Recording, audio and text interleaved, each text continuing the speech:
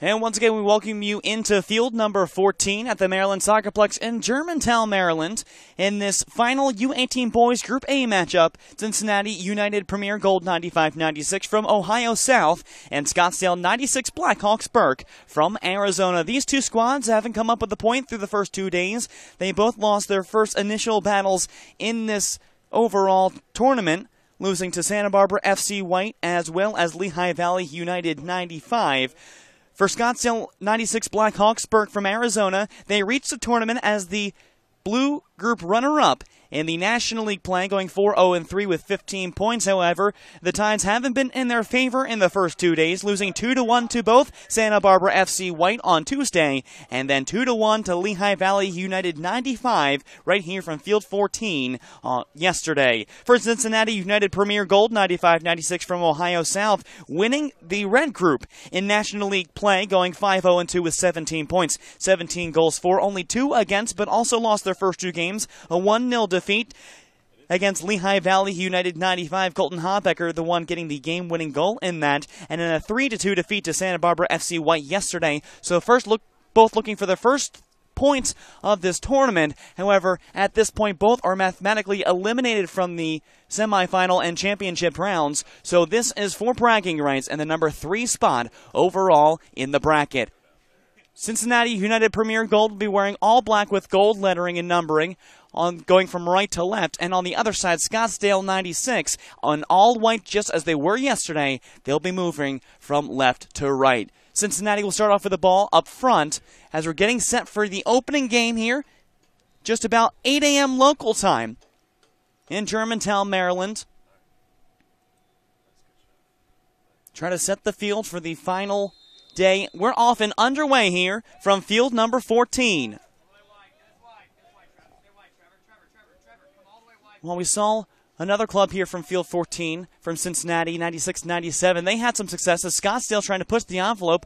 Hargendagi trying to go up the middle to Fillet, down in toward the middle, and an early chance upcoming for Scottsdale, trying to push continually forward. And their 2-1 loss yesterday to Lehigh Valley, they did get a penalty kick opportunity. Nicholas Hargendagi was able to notch it home late in the game. Unfortunately, at that point, they were down 2-1, couldn't find the equalizer, and lost to that score. So they're looking to gain momentum here, and they had strong play early on in that game as well, and just couldn't find a goal till later in the game. Cincinnati looking to control the ball. They're out Christian Hay right now on the near side. He plays it all the way back to his keeper. And that's going over to the far side now. Clearing up the far wing, Hunter Steiger. Steiger looking for the runner, no one there, but Scottsdale's Lorenzo Belhassan. And Belhassan will hold things off as it goes out of bounds for a goal kick. Starting goalkeeper for Scottsdale 96 Blackhawks Burke, Philip Marikis. Winkler got the start yesterday against Lehigh Valley, and it's going to be Marikis' turn. Attending Manhattan College upcoming this fall, 8 goals against in 5 tournament games. That was back in 2012, and 7 games this season. Overall, between the two keepers, 7 goals allowed, 3 clean sheets. And Marikis will try to help that back line and keep Scottsdale in play if Cincinnati can get some offensive movement going. This will be a throw-in on the far side for Scottsdale. Up the far wing, Connor Fillet. Fillet racing with some speed, trying to beat out Gabe Welp. Fillet stops, he turns, looking to center in front and out to the 18-yard box, and finally cleared away. Not completely out of danger just yet, but at least out of the 18 for Cincinnati. Looking to counter, couldn't find the connection on the far side, so once again, Scottsdale will have a throw-in along that side. First couple minutes here from field 14, and still trying to get comfortable and adjust to the mucky turf we have here. As Scottsdale tries to center it in front and knocked out by Gabe Welp. And Cincinnati still trying to clear. Finally do so and going back up the middle. But because of rain and storms from last night, it's a bit muddier than it was yesterday and even Tuesday. Tuesday at that point, when we walked in here at about 6 o'clock a.m., it was still a bit murky from rain and dew from the morning. But with one of the coolest days of the tournament today, it could help things out. It's not as oppressively hot as yesterday, but at the same time, though, still murky conditions could cause some sliding, some slipping, and even some traction problems overall over the course of the day, especially as we get into the later stages with rain and storms possible throughout the course of today. Back over toward the far side, Scottsdale looking for the runner in that direction, and unfortunately just couldn't find the connection. So they'll work back to the back line to the far side of the field, back in toward the middle. Belhassan in there. He loses it to Cincinnati. Foul on Scottsdale. So it's going to be a free kick. Back to the near side. Cincinnati looking to make a run and cutting back into the inside. It'll be a Cincinnati throw-in. Thor Beckdahl take the throw-in for Cincinnati. At least he retrieves the ball. Give way to Trevor Thompson. Thompson making his 7th tournament appearance. In the 2nd overall for this squad from Cincinnati United Premier. Last appearance last season. In 2013 went 2-2. A centering chance in front and popped back out for Scottsdale. And now they'll look to make a run along the near side. Popped out of play from Cincinnati's perspective. Goes to Scottsdale. But Cincinnati reached the tournament last year again. 2-2 with 6 points overall in group play. Did advance. And was knocked out in the semifinal rounds. 10th overall in the nation rankings for Cincinnati United Premier. On the other side, Scottsdale reached the tournament back in 2012. They went 0-1, only garnering 1 point in that effort and a -2 goal differential. But getting in once again, trying to make better do of it. They can at least have a chance to better their output from last year. A chance for Cincinnati in the middle and cleared away by Scottsdale out toward midfield. Still 2 losses in this tournament. If they draw, they'll equal their record from the last tournament. As right now, Cincinnati on the far side of the field. Devin Jackson. That's taken away by Grant Gallen, and it'll be thrown out of play. Cincinnati throwing upcoming. On the far side, that's Hunter Steiger. Steiger, 1 goal this tournament in the 3-2 loss to Santa Barbara FC White. That came yesterday. Steiger looking to throw it into the 18-yard box. A volley into the 18, reaches ahead of a Cincinnati player toward goal. And that one stopped by the keeper, Marikas, and will be punted out of the way and clear of danger completely. Well, the Cincinnati player goes down, and it's whistled a foul on Scottsdale. And so Trevor Thompson of Cincinnati will get the benefit of that contact and trying to move up the field toward the near side. Racing up the wing once again is Beckdahl. That one thwarted out, and Cincinnati will have yet another throw-in coming along the near side.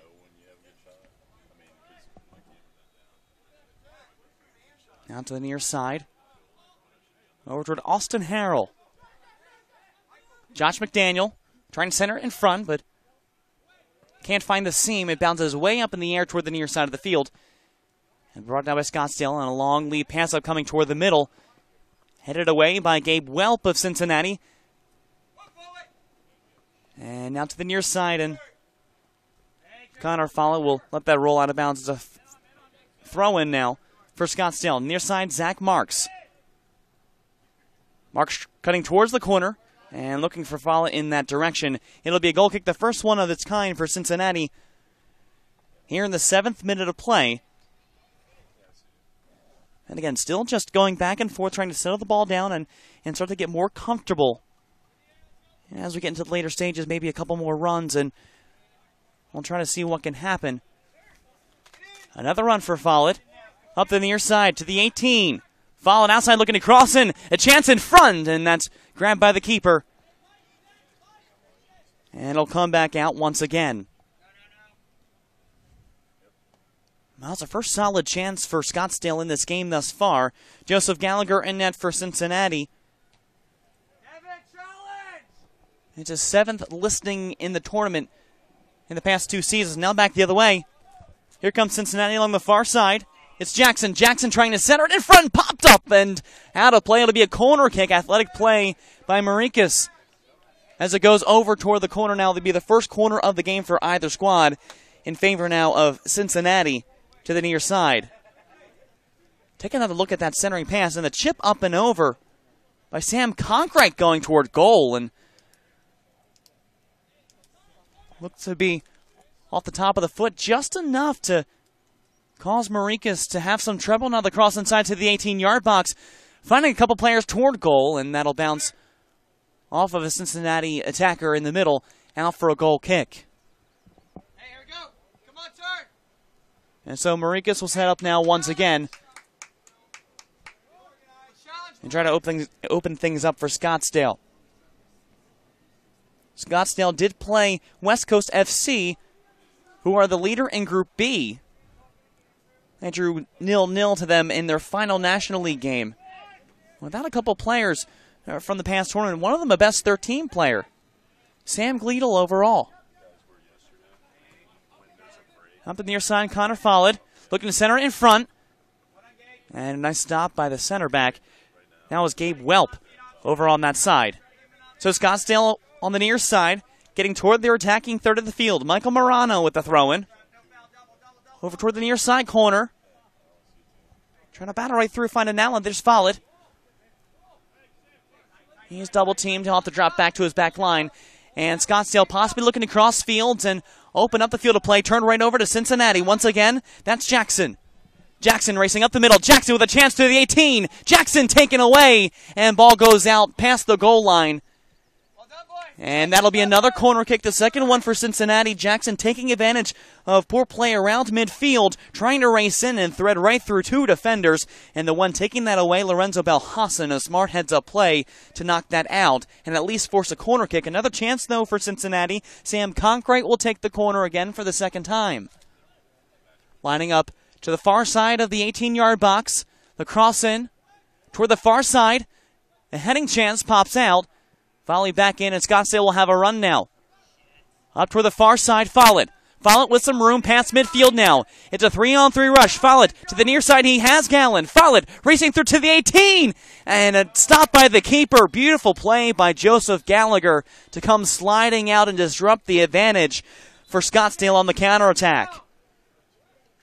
And a whistle down. It'll be Scottsdale's possession along the far side for a throw-in as we hit the 10-minute mark here from field 14. Still no score. Follett with a chance. And that goes up and over for a goal kick. We saw some dangerous counters both from Follett and that front line in yesterday's game against Lehigh Valley United 95. That's one of their best chances on the counter we've seen in the past 2 days from Scottsdale. As it comes to the near side, Cincinnati trying to keep it in play. Knocked up by Morano to Follett. Again Follett, this time the near wing. Going toward the corner flag, cuts back. And that's taken away by Trevor Thompson. And now Thompson will have to come up the near side. He's contested. Kept in for a moment. Knocked out by Scottsdale's Lorenzo Belhassan, so it'll go out of play. Trying to take it out of the deep part of Cincinnati's zone.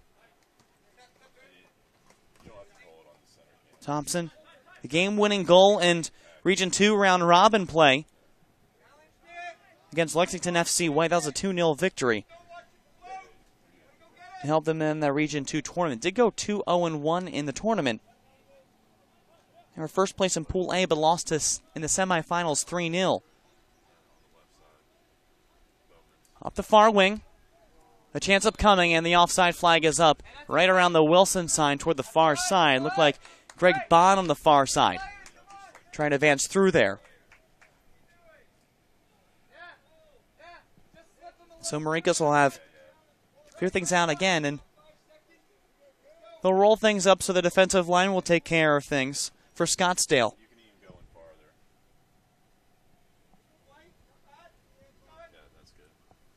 Scottsdale, the three-time Arizona State Cup champions in 2010, 2012, and 2013. And in the past two chances in the 5 years where they weren't champions, that was this past season as well as 2011, they were State Cup runner-ups, still claiming the #1 ranking in Arizona overall among U18 boys groups as the ball falls out of play. It'll be thrown for Scottsdale once again. And things looking a bit better for the Blackhawks in this final day of round-robin play. Again, they did play very well in the opening 10 to 15 minutes, and then all of a sudden Lehigh Valley United got comfortable and started to stem the tide in their direction.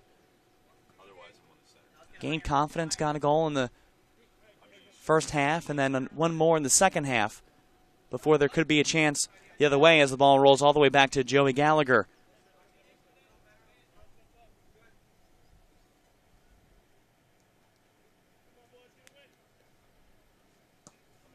And on the other side, Cincinnati, they are also without a 2013 Best 11 player. 2 goals for Jacob Shepard in the 2013 tournament.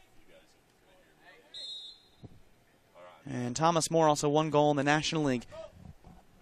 Free kick for Cincinnati, now coming to the near side. Lead pass for Thor Bechdahl. Bechdahl racing to the near side.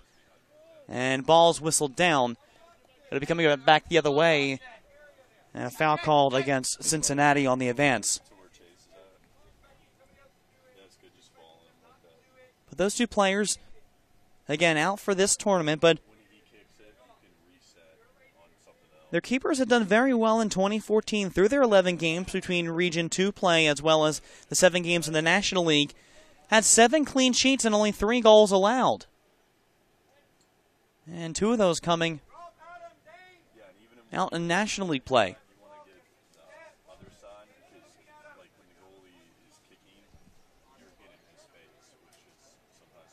Scottsdale still trying to possess, play going back and forth, and a Blackhawks player goes down as a free kick. And so Scottsdale once again in white, moving from left to right, trying to advance up the middle toward the far side. I'll drop back to the near side around midfield, racing right through as we hit the 15-minute area of this first half. Inside chance blocked away by Trevor Thompson. So across back inside for Scottsdale, held short goal. And comes to the near side. Still a chance for Scottsdale, but it's cut out by the Cincinnati defensive backs. And volley play will come around the midfield section. Play will go all the way back to Marikas, all the way for Scottsdale. And so they'll have to roll things over. Take away the line now. Take away the line. Michael Morano. Morano toward the corner flag. Connor Follett trying to head it toward that area. Just skipped right over his head. Will roll back to Gallagher again. And Scottsdale having more controlled play through now into the 16th minute. But Cincinnati have had their chances, especially on the counterattack. Along the far side, a big part of that, Devin Jackson. He's wearing number 24 today, and just his 3rd tournament game, didn't play with him last year. Going to Christian Brothers University this fall and had 1 goal that came in the National League in the 80th minute. Part of that 5-0 victory versus Vistaria Steamers 96. But Scottsdale right now still with the throw-in on the far side, right around midfield. This ball comes to the near side. Zachary Marks slipping up the play and allows Cincinnati to open up the field toward the middle now. Trevor Thompson. Thompson to the inside. Bond with a shot. And that'll sail up and over into the trees behind the net, out for a goal kick once again. As long as they can find some open looks and take some chances, I think that Cincinnati will start to move things along and get more into their attacking half of the field. Do seem quite content right now with playing where they are. Again, neither side conceding many great chances. The best chance was for Cincinnati. As a centering pass in front, player tripped up going down to the floors of Alexander Ramirez outside the 18-yard box. That'll bring up a set piece for Scottsdale. And now the referee will have a word or two and a yellow card upcoming. As we take this time to remind you that the 2014 U.S. Youth Soccer National Championships brought to you in part by Capri Sun, the official ready-to-drink juice of U.S. Youth Soccer, and by Turbo Sports Group, the official video streaming production company of the National Championships. And as a reminder, you can order and purchase any broadcast from this year's event by logging on to turbosportsgroup.com. Setting up the set piece into the 18th minute at field 14 for the Maryland SoccerPlex in Germantown, Maryland. Scottsdale 96 Blackhawks berth with a chance against Cincinnati United Premier Gold 95-96. A 4-man wall for Cincinnati. Two players setting up the chance, but Hargendegi goes off the wall and out to the near side and out for a throw. That was off the first yellow card awarded of the game. And once again, Michael Morano will come to the near side and take the throw. Cutting towards the 18, looking for a centering chance, has to cut back, double-teamed out in the corner of the 18-yard box. Sam Conkright, one of the two defenders in the area. Trying to take that out. Morano takes it back for Scottsdale. They'll walk back all the way to the captain, Adam Mosharafa. Mosharafa was set up, as well as Hargendegi, for that set piece just outside the 18, and there goes Mosharafa. Now to the far side to Andrew Holland, and that's going to be taken away by Cincinnati. A chance to move up numbers for the team in black. To the far side, Greg Bond tried to find the teammate, cut out by Zach Marks, and so Scottsdale once again still trying to regain momentum. And Mosharafa on that far side. Cut things out. Contact player going down. Foul called against Scottsdale. And so Cincinnati, a little ways outside the 18-yard box, but still in decent position to get a cross in. Could find some danger coming up off of this free kick.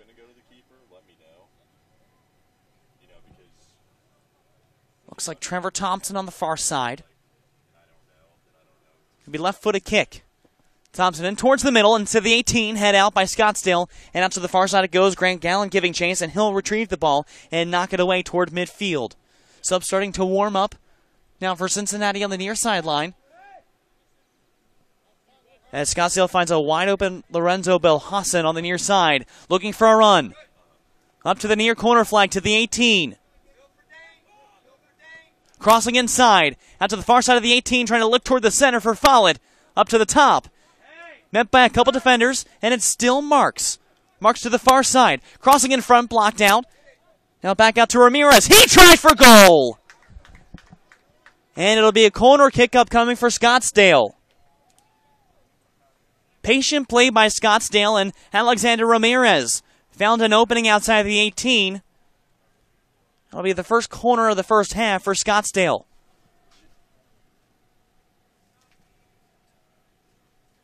Ramirez in his third tournament game, Grand Canyon University this fall upcoming. 4 goals in the National League, as Grant Gallen will set up. Gallen with a cross inside the 18. A chance in front for a head. Cut out again by Cincinnati. A volley back to the 18. That's head away by Gabe Welp, and out back toward midfield once again. Contact around midfield. That was Devin Jackson going up for the head. And back the other way, Mark's drop-off pass has taken to the near side. A volley in front for goal and goes wide. That'll be a free kick upcoming for Cincinnati once again. That chance by Ramirez, quite dangerous. 2 solid chances in the opening frame of this match.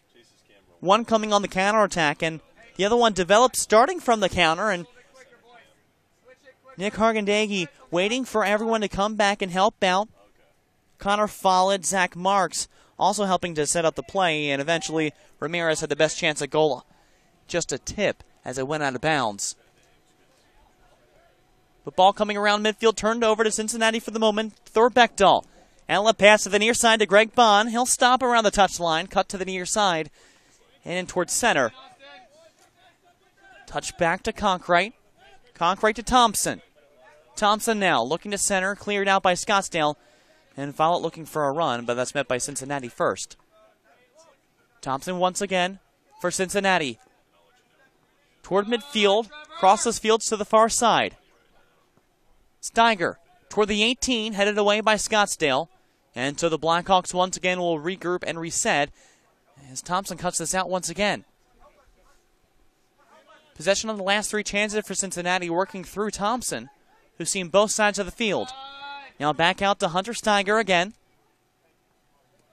To the far side, Jackson. Cross to the 18, blocked away, and that'll go out for a throw-in. As Devin Jackson, looking for the cross inside, finds nothing but white shirts instead.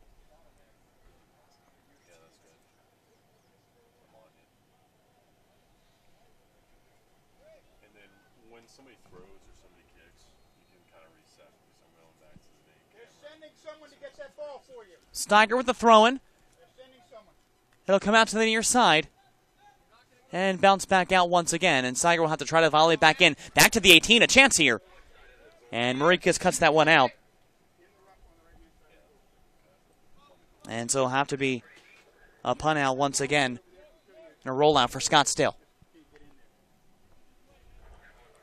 Into the 24th minute, still no score, and a pair of chances for either side. Coming back the other way, Thor Beckdahl. Back to the far side, taken away by Zach Marks of Scottsdale. And the Blackhawks will slow things down just a little bit as a long volley leads the strikers out past midfield.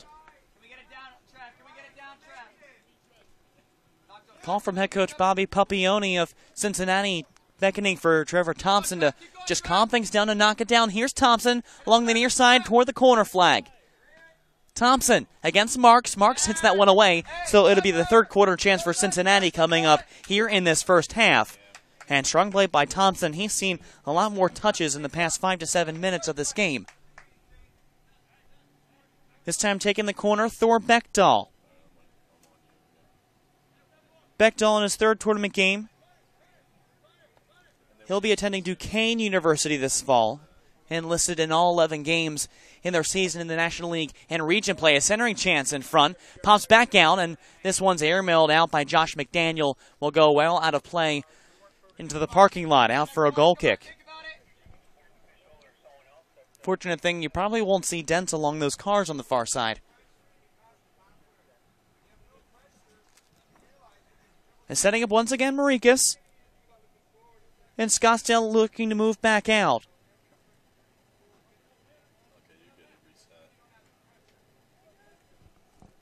Back the other way, up the far wing, Devin Jackson.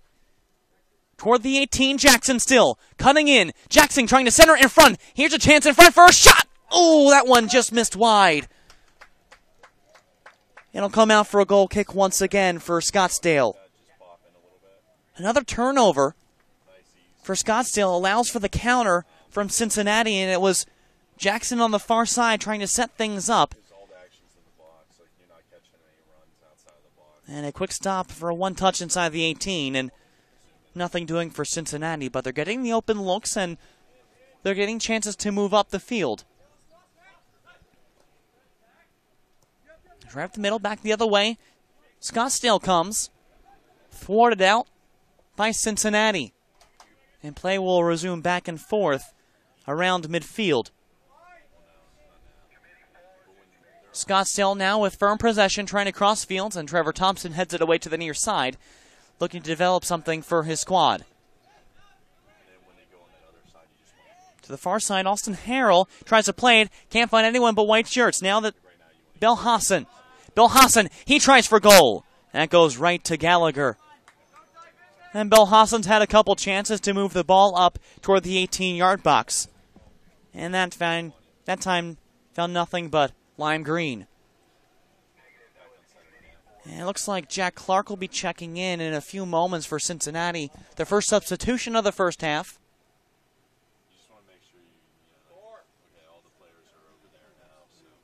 And coming off, Jack Clark will replace Thor Beckdahl. Clark has 2 goals overall, and now going into his 7th tournament game of his career. Had a goal last season in the 84th minute, the game winner against Lehigh Valley. And then this tournament, just yesterday in the 73rd minute, and was the final goal for Cincinnati against Santa Barbara FC White in their 3-2 loss. So he'll move up to the front line as Scottsdale looking to move back the other way. Taken away by the defense of Cincinnati, and the ball will go from defense to defense before it finally settles in midfield with Bill Hassan. Clark gets a foot on it. Clark now the other way. Clark with a chance for a goal. Oh, and that's stopped by Scottsdale. A decent chance for Clark. Coming right off the bench. It's the third time that Cincinnati's been able to take advantage of poor passing from Scottsdale.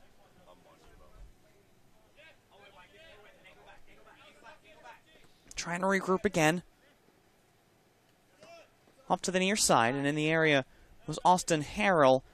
back off of his foot in his 7th tournament game, and the first sub coming in now for Scottsdale. It'll be Alexis De La Rosa. He'll come in for his first minutes of this game, and De La Rosa got the start yesterday against Lehigh Valley United. And he'll take the place of Grant Gallen. Out in the defensive line. Now Follett. He shoots for goal. That goes just on top of the net, right over the outstretched arm of Joey Gallagher, and it'll be a free kick once again. Now goal kick for Cincinnati. Cincinnati just recently, last month, partnering up with Borussia Dortmund through a deal through Puma, where they'll exchange information as well as have training camps and philosophies borrowed for the 8-time Bundesliga champions. And all things considered, despite a poor season, Borussia Dortmund, one of the top 3 premier teams in the Bundesliga, and of course behind Bayern Munich. As Marikas clears this out, trying to push the advance up front. Out toward that far side, and De La Rosa plays it back to his defense to move forward. And once again, that defensive output been very strong for Cincinnati in the early goings. Back toward the near side is Follett. That goes off of Trevor Thompson. It'll be a throw-in now for Scottsdale, heading into the 30th minute. And 2 more substitutions now for Cincinnati. Josh Grant will come in as well as Henry Myers, the defender and midfielder respectively. Myers will come in for Sam Conkright. And Josh Grant will come in to replace Hunter Steiger. Throw in for the Blackhawks, it's Michael Morano. Centering up toward the middle, and that's taken away, and now back into possession of the team in white. As the ball is launched to Gallagher, and Gallagher will quickly roll out. Now to the far side. Grant, the new substitute, playing right back now to Devin Jackson. Jackson trying to cut through a couple players. And Cincinnati with the advance now.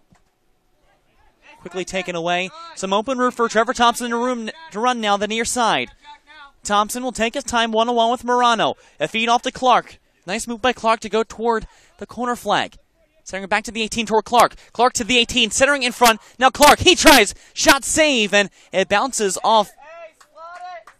Back off of Clark off the initial scoring chance after Marikas made the initial save, and will be a goal kick once again. Take another look. Clark with the outside foot. And unfortunate, just try to snake it right through the gap between Marikas and the near side post. And we'll go out for a goal kick again.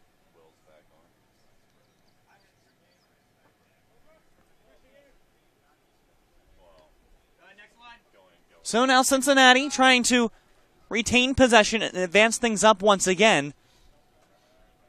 Had 4 quality chances thus far. Scottsdale with 2 or 3. Play stuck on the right flank on the far side of the field as it goes out for a Scottsdale throw, and the Blackhawks will enter in Trent Jones at the next stoppage. Play moving back to Gallagher. Follett advancing, and that'll go out along the far sideline for a throw-in for Scottsdale.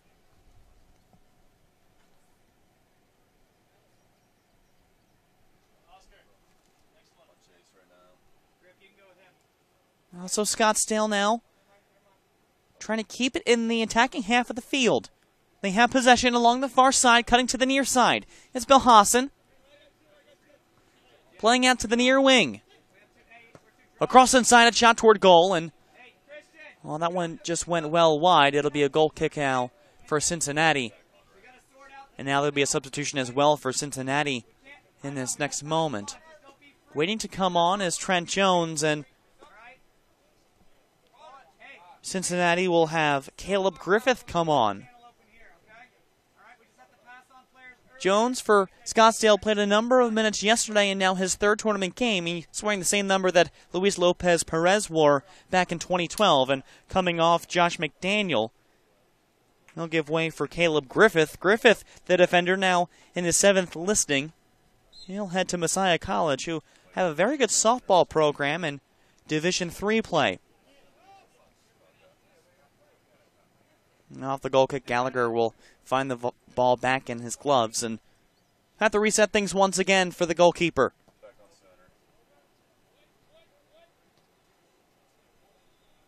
Play moving out to the far wing, giving chase Devin Jackson. And Scottsdale able to keep it in. Now back for Cincinnati. It's Jackson on the far wing. Jackson waiting, looking to cut inside. He's met by Belhassan. Now drop back to Grant. Grant racing up the wing. Not with much room, but a decent idea to move to the corner. Now Thompson near side. Thompson inside. Goes back to Clark. Clark with some movement out to the far wing. Clark to the 18. Clark still looking to center it in front. Now here's a chance for Cincinnati if they can find it. It's Myers. Henry Myers was in the area and just couldn't close out on it. And now ball goes out of play for a throw-in for Scottsdale. Play set up very well by Jack Clark, and centering it for Henry Myers just couldn't find the right opening inside the 18-yard box.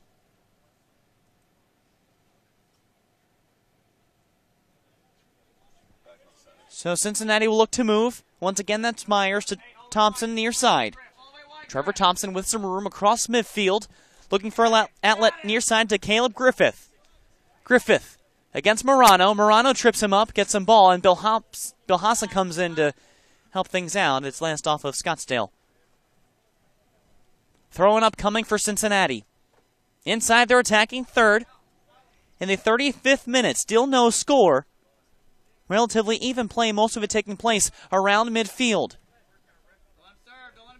Momentum starting to shift in the favor of Cincinnati, as it was in the favor of Scottsdale through the first 15. Maybe the final 15 will be more beneficial for Cincinnati. Alexis De La Rosa. Along the far side, a chip up front looking for a runner.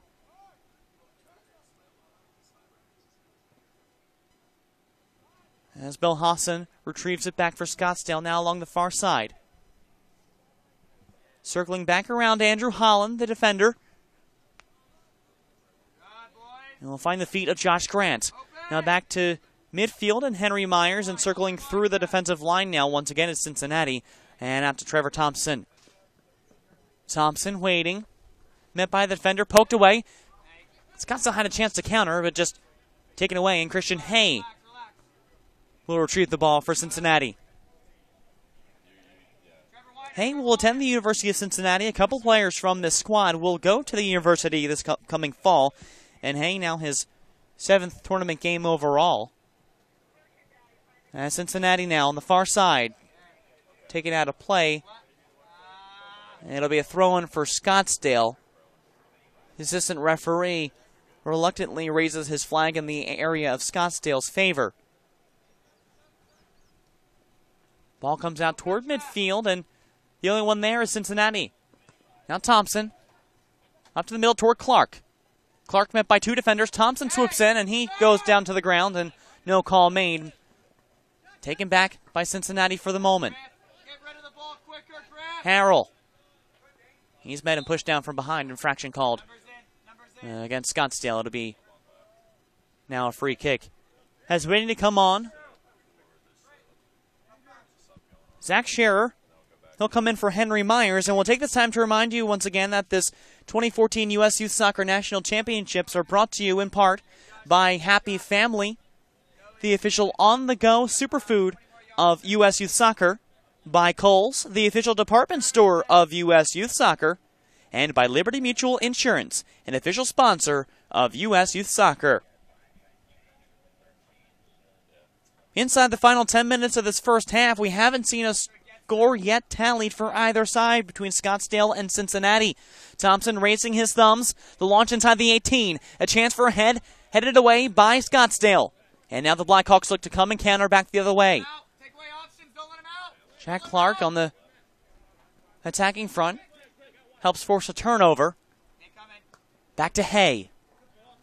Hay up toward the middle. Finds Harrell, and knocked out of bounds by Harrell, looking for a teammate up the near wing. And a throw-in for Scottsdale once again. Michael Morano.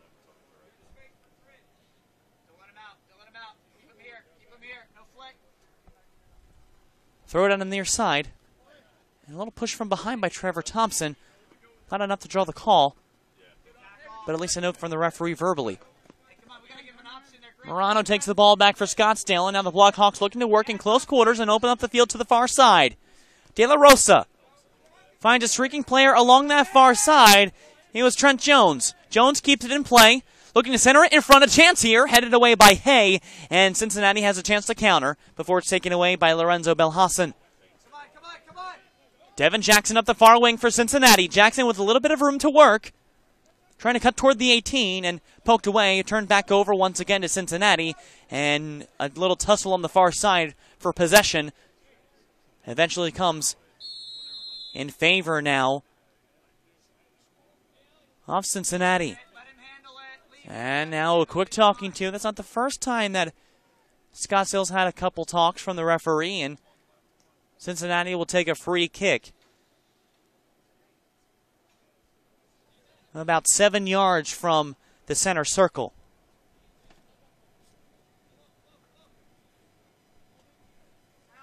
Josh Grant, the defender, will take this. Grant, a 2013 Best 11 nomination for his efforts last season for Cincinnati.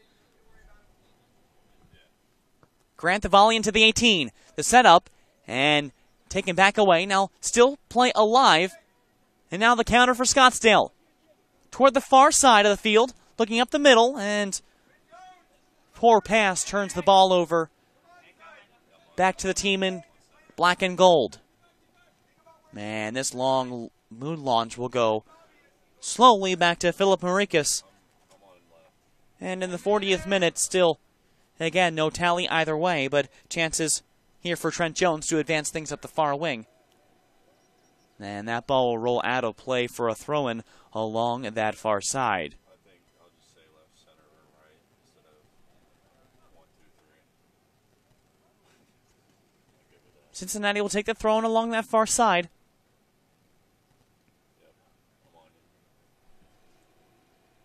Off the head of Austin Harrell. Harold attending DePaul University.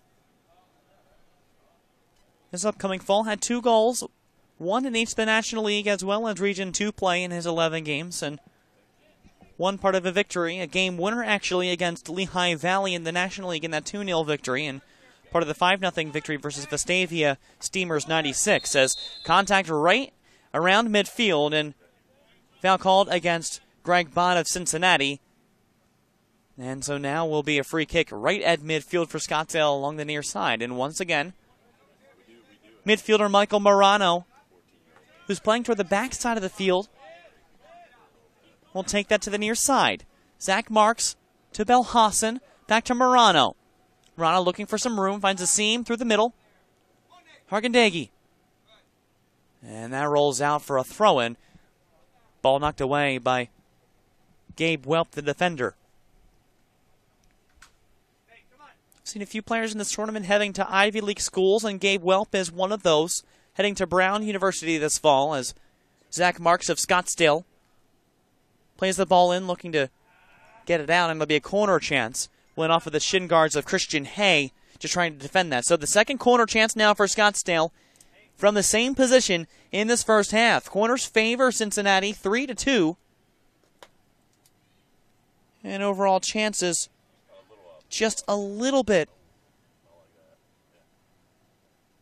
in favor of Cincinnati as well. This will be Alexis De La Rosa into the 18. De La Rosa, the chance for the header. Back to the far side, putting a boot on it was Alexander Ramirez. He had the chance earlier on. That one slide tackled by Welp once again, and that'll go for a throw-in. Found Ramirez wide open on the far side of the 18, and smart defensive play to push up and take away that scoring chance. Look to be a long throw-in inside the 18-yard box for Scottsdale. Here comes the throw into the 18. Header chance. Still in danger. Scottsdale with a chance to put something toward net. A long volley out to the near side, and I think that was more intended toward goal. It'll be a throw-in right near the corner flag upcoming for Cincinnati. We're heading toward extra time here in this first half. And most of the scoring chances have come mostly on counterattacks and patient play inside the 18. Maybe one or two very dangerous chances between both clubs as the ball travels back to Phil Marikas and play goes back to midfield once again. And Cincinnati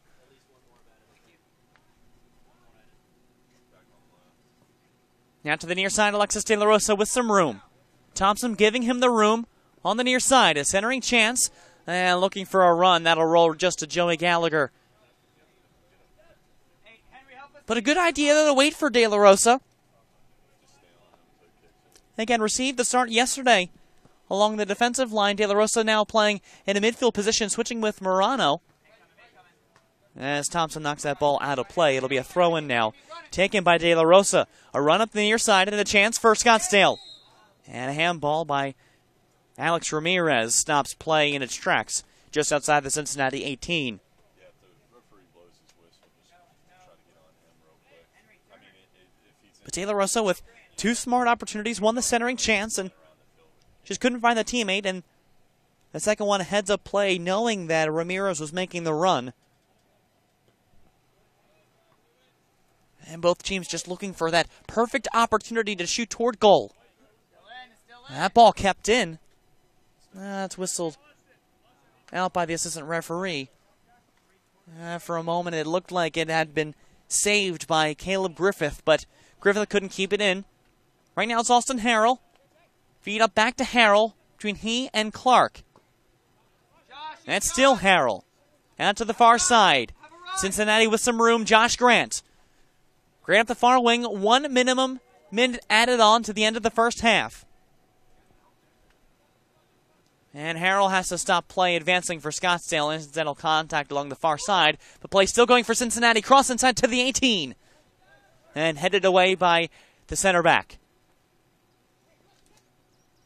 Now desperate chances, knowing there's about a minute left in this first half. And ball will roll out of play for Scottsdale. Coming up in the first half break, we'll have highlights and recap and a little discussion pertaining to this first half of play, and a look once again overall to the U18 boys standings. As now Cincinnati, Trevor Thompson. And pushed back down looking for Clark. Now up the middle.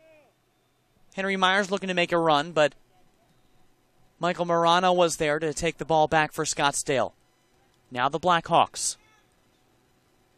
Out to De La Rosa. At midfield. Looking for a long run. No one was there. Everyone was moving toward the near corner flag. And that will do it for the first half of play here. 45 minutes complete, and no score to speak of for either side, but a few strong chances for both Cincinnati and Scottsdale in this first half. About 3 or 4 for either side, mainly on the counterattacks around the edge of the 18, but both Joseph Gallagher and Philip Marikas staying strong within their 6-yard boxes. You're watching coverage of the 2014 U.S. Youth Soccer National Championships presented by the National Guard. We'll be back from the Maryland SoccerPlex with more, including first half highlights, right after this break.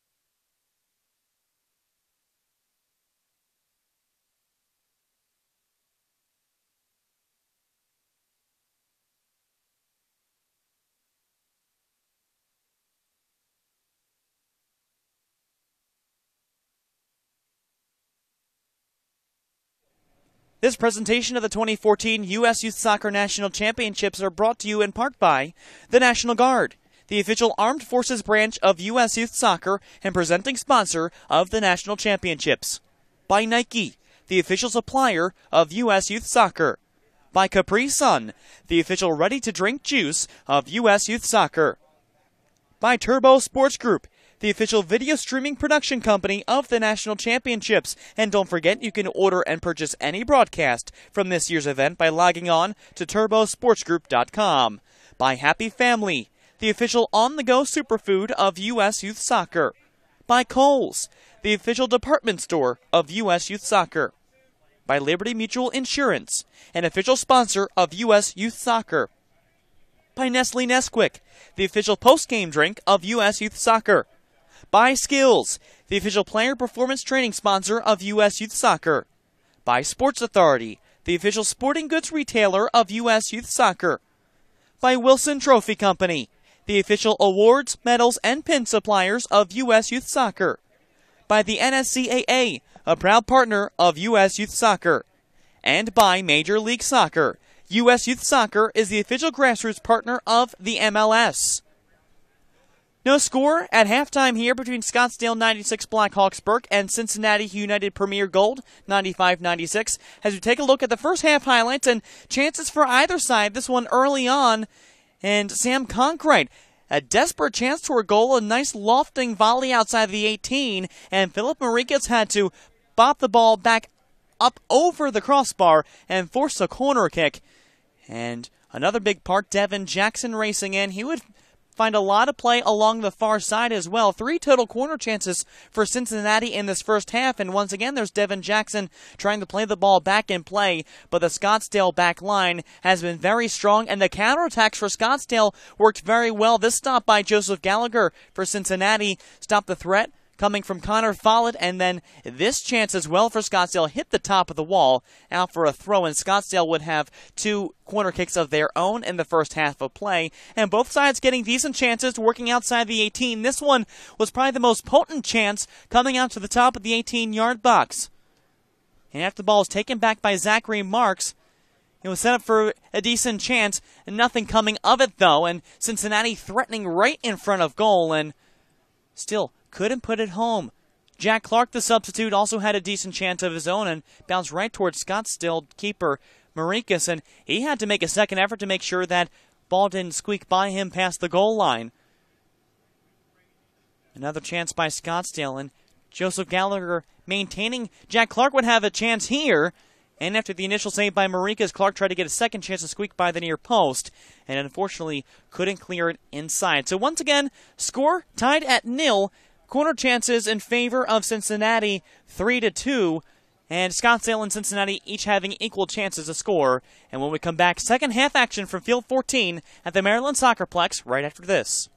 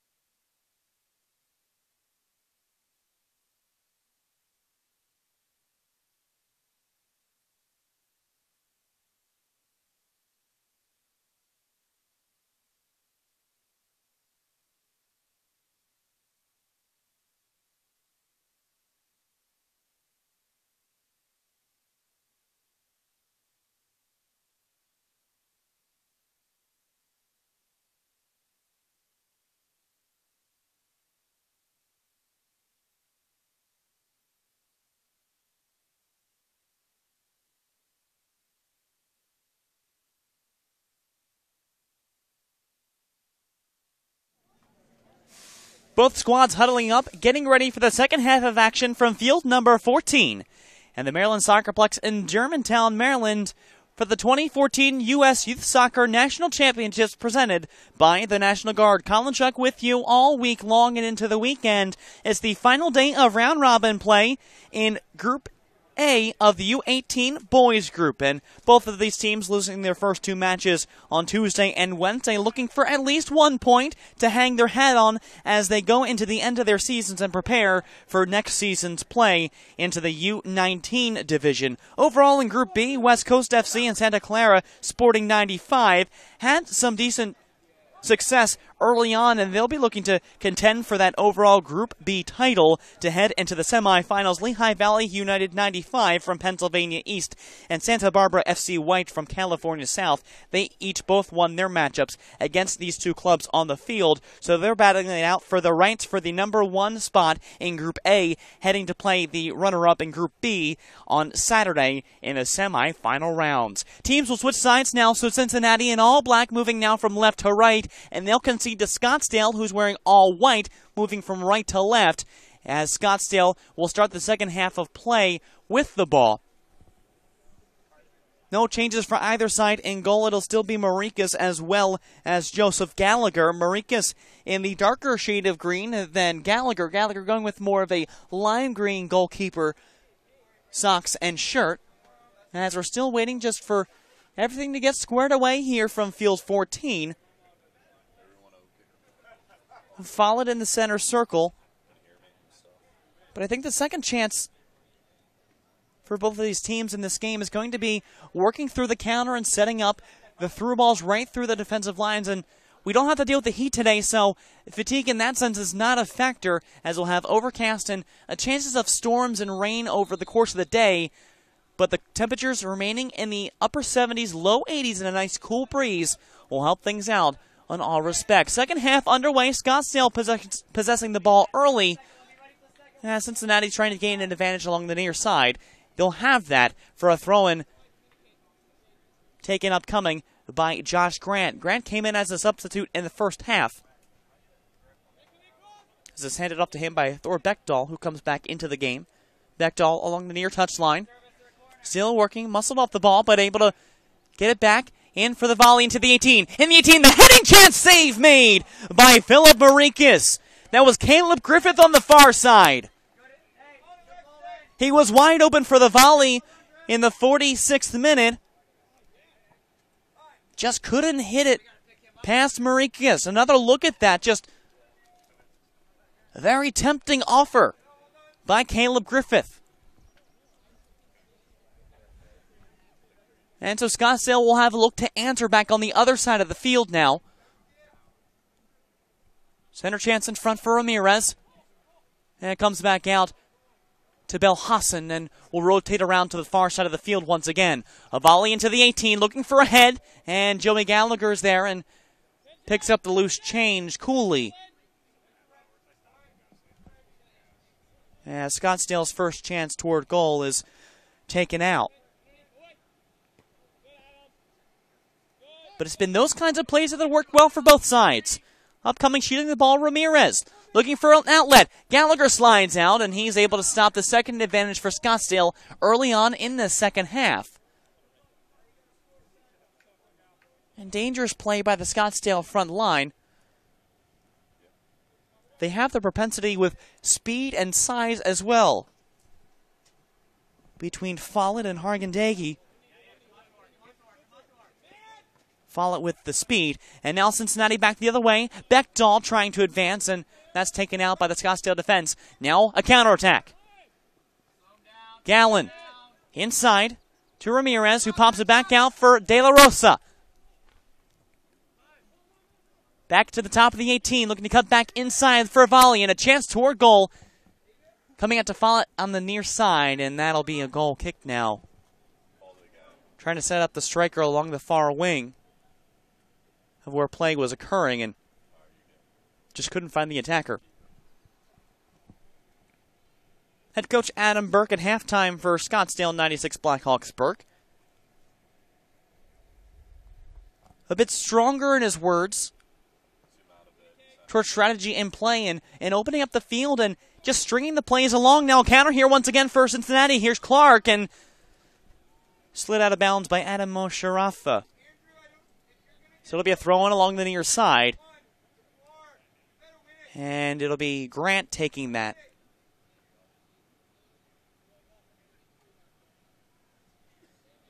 Everyone setting up inside the 18.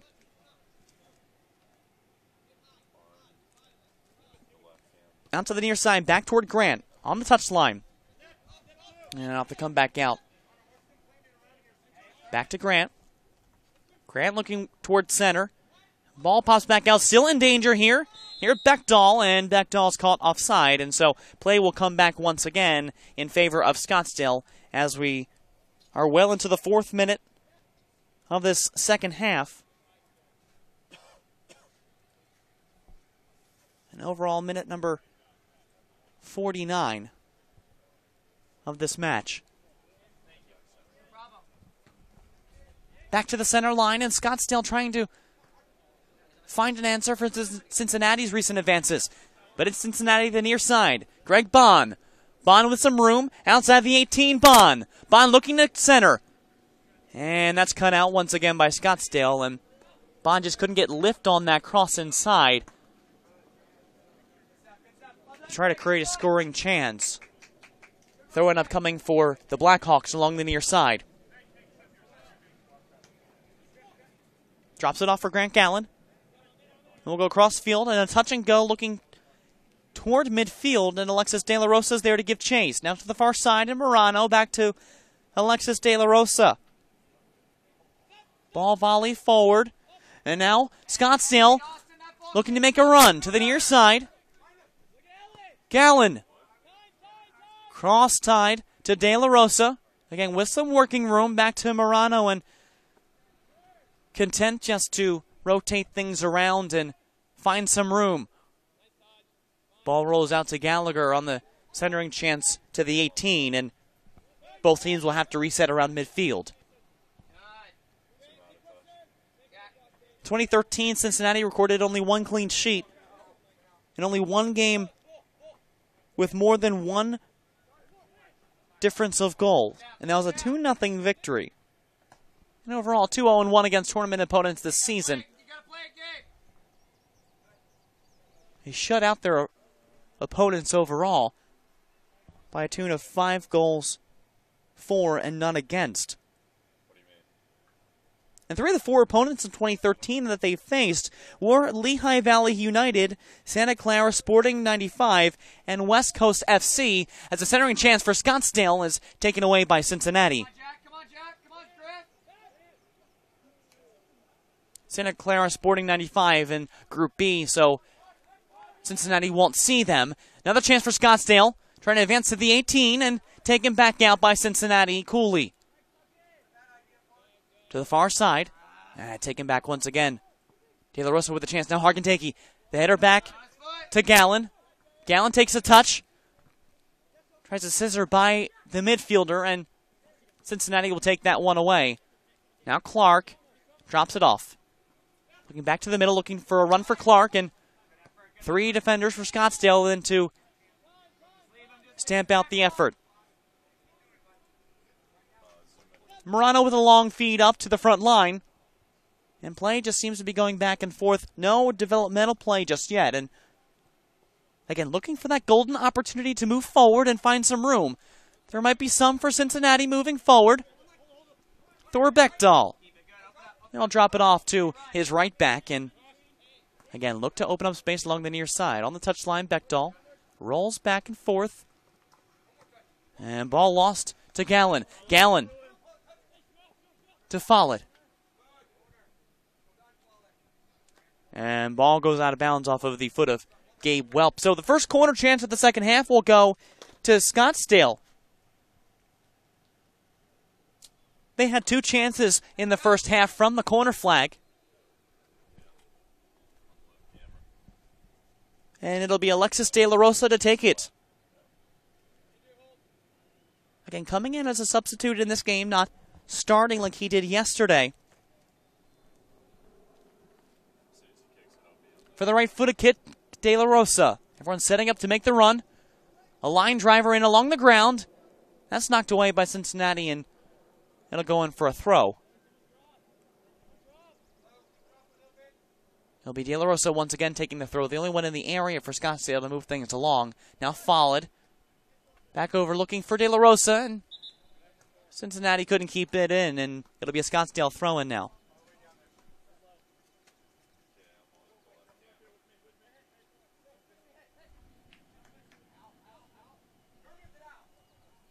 A launch toward the 18, and it'll be Cincinnati ball coming back the other way. A chance to counter here. Clark making a run. Decently timed run. He had to cut back to make sure he stayed onside.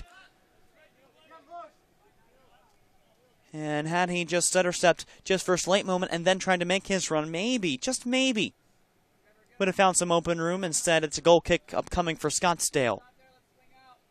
But a strong idea from Greg Bond, looking for Clark to go make the run up the near wing. Clark would have been the only one up there, but had the timing been perfect, could have possibly cut toward the 18 and maybe fired one on Philip Marikas, who takes that one from his goal line. And another chance for Cincinnati to build up momentum and play. Both teams looking in decent form in the second half. They just still those chances. Play just centering around the midfielders. With some pressure now. Looking to converge on Caleb Griffith. And play moved out of bounds. Trevor Thompson went to the ground, but it'll be a throw-in now for Cincinnati once again.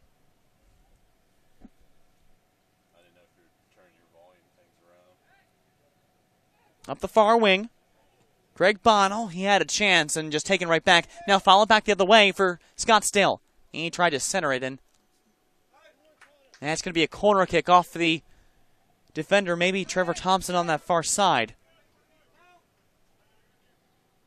To be Christian Hay to knock that out of play. So another corner for Scottsdale.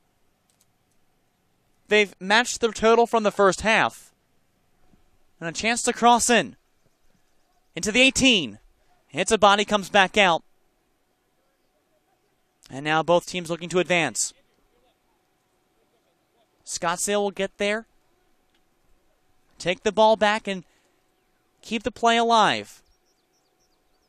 Looking for a drop-off, maybe a heel pass one-timer, and Cincinnati there in numbers to stop play. In the 56th minute of play, and still no score to speak of.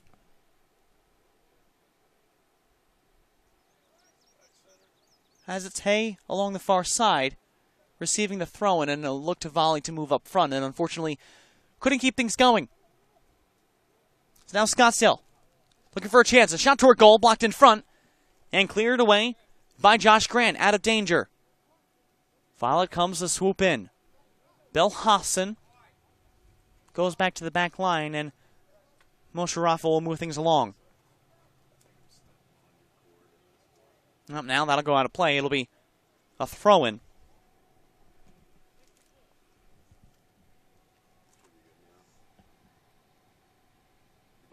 And Cincinnati in the Region 2 tournament last season were winners and were runner-ups in the national tournament. They lost 1-0 in extra time to West Coast FC. And unfortunately just couldn't make better of it this going. But again, still bragging ranks in that third place in Group A to speak for. It's Grant to the near side, to Beckdahl. Back inside looking for a chance and cleared away out to the near side. And it'll come out and will be a throw-in now.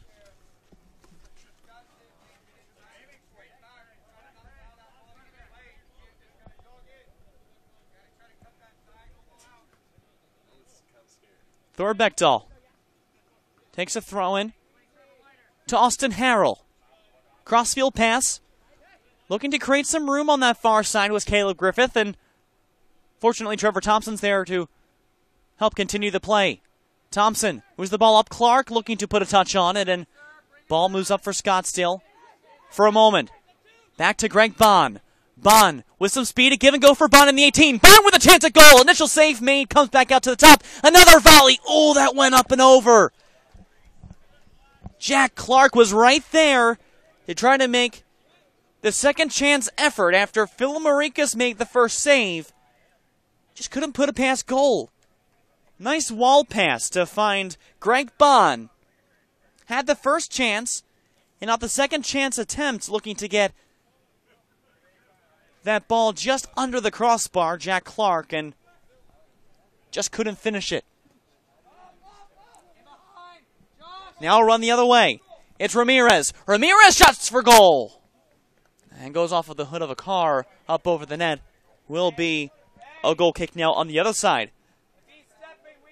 But the first chance by Cincinnati and the response coming from Scottsdale. Both very strong chances toward goal. Another look at that Cincinnati chance. He tried just to foot it to the far side of the net and back the other way, Scottsdale. That was Ramirez with some room. And Ramirez, 2 golden chances over the course of this game now. Clark back the other way in the 18. Clark still with a chance and taken back now for Scottsdale the other way. Follett to Ramirez. Up the far line, contact in front, and incidental contact, both looking for the ball, and things are turned back over to the end of Cincinnati for the moment. Foot race for Trevor Thompson. Up to try to find Josh Krant, and it'll go out for a throw-in now.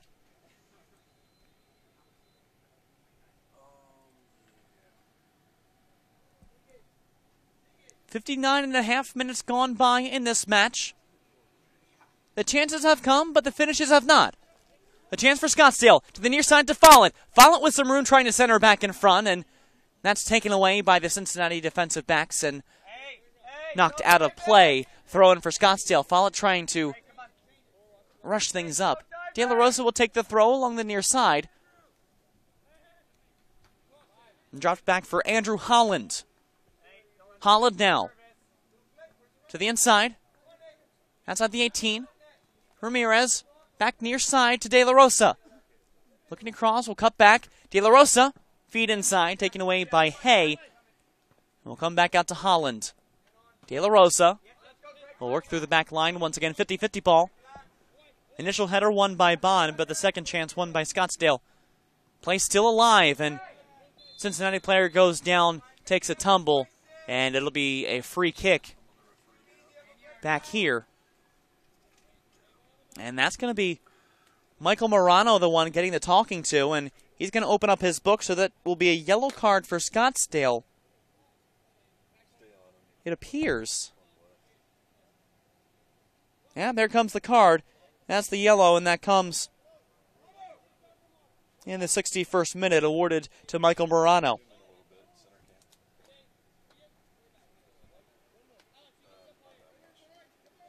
So a free kick being set up by Cincinnati. It'll be taken by Josh Grant. Again, in his 7th tournament game in the past 2 seasons.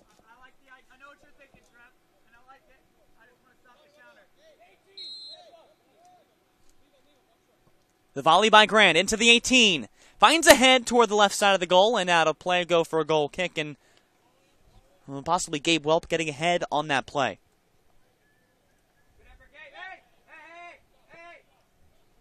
But a good solid chance for Cincinnati to try to move things up and keep it in the danger area. Ball moves out of play on the near side. And we go out for a throw-in in favor of the team in black.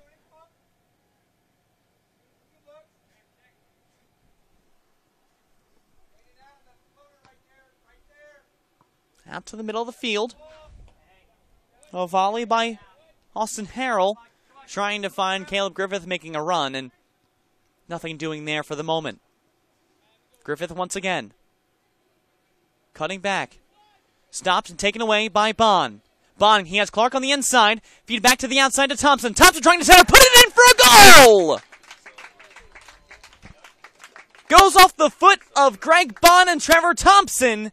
And the two combine to give Cincinnati a 1-0 lead.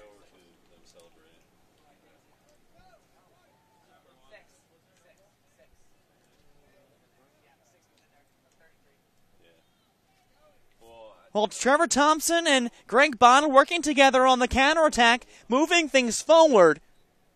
We'll take another look at that. A feed off to Thompson, and it goes off of the foot of the defender, so that'll be a goal upcoming for Trevor Thompson. And for Thompson, that's his first goal of the tournament.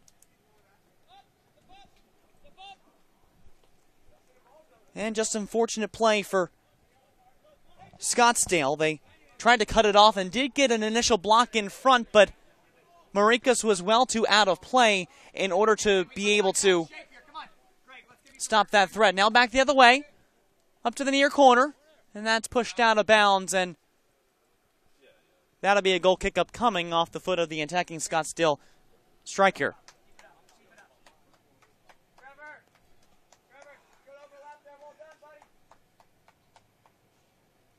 Joseph Gallagher will set things up once again in his 6-yard box, and refreshing now a 1-0 lead for Cincinnati.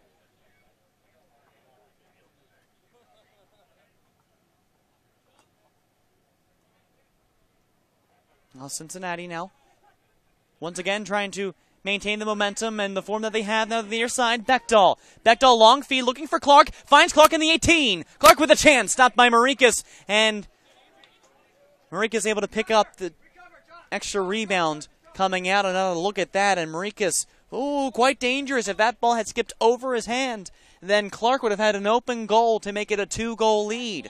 Instead, it still stands at 1-0. And Ramirez to the far side, looking for Morano, who has picked up a yellow card already this game. To Belhassan. And now the first substitutes once again warming up for Cincinnati again. Getting ready for the second half exchanges. Follett looking for player inside. That's De La Rosa. Pops back out, and Cincinnati clears the danger.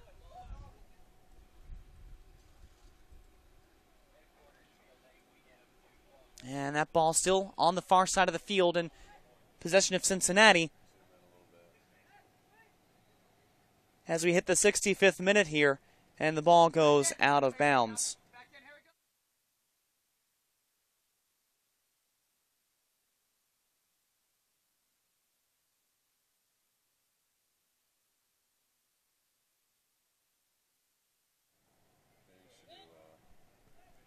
Along the far side, it's Scottsdale. Trevor Thompson. Feed up to Greg Bond. And Thompson still working that in. Thompson the one getting the last foot on it before he was able to put it off to the defender and in the far side of the net.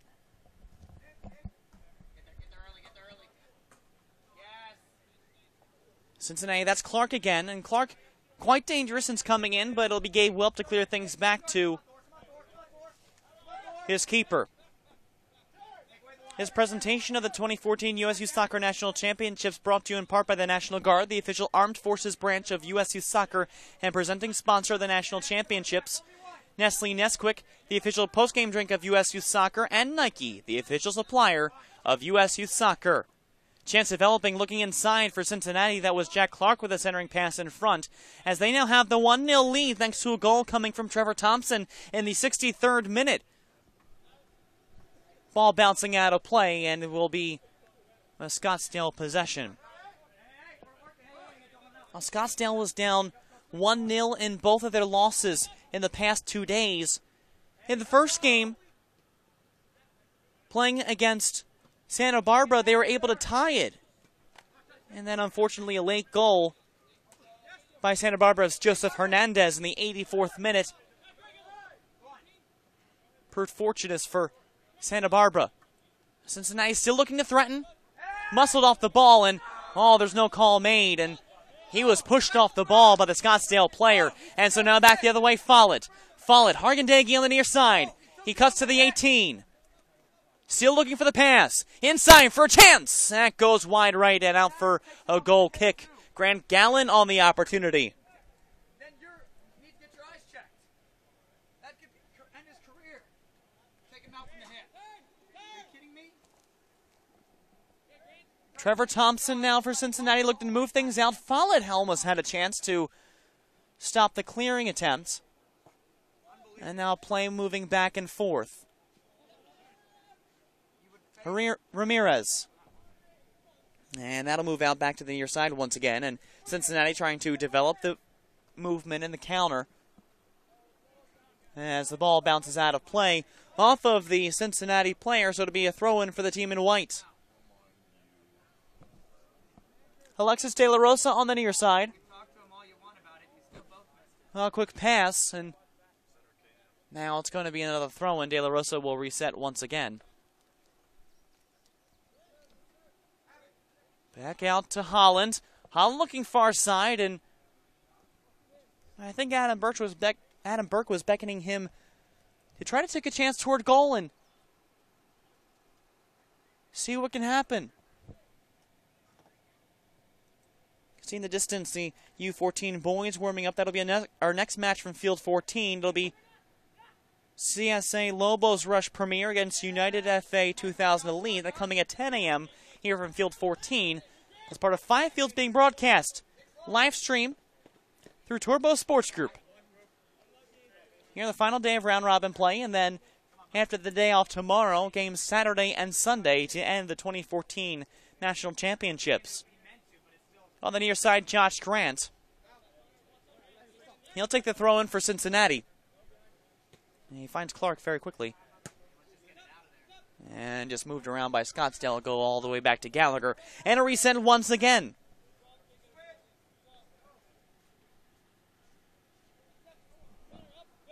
Cincinnati, founded in 1993, formerly known as Cincinnati United Premier Crew Juniors after the Major League Soccer Club Columbus Crew. They kept the color scheme, but the name just slightly changed, and the affiliation now the same colors. The team from Borussia Dortmund now followed on the far side for Scottsdale. Followed looking to make a move toward the 18. And that slide tackle knocked the ball out of bounds by Gabe Welp once again. Welp has come up strong on the defensive line over the course of the game. I think I've mentioned it before.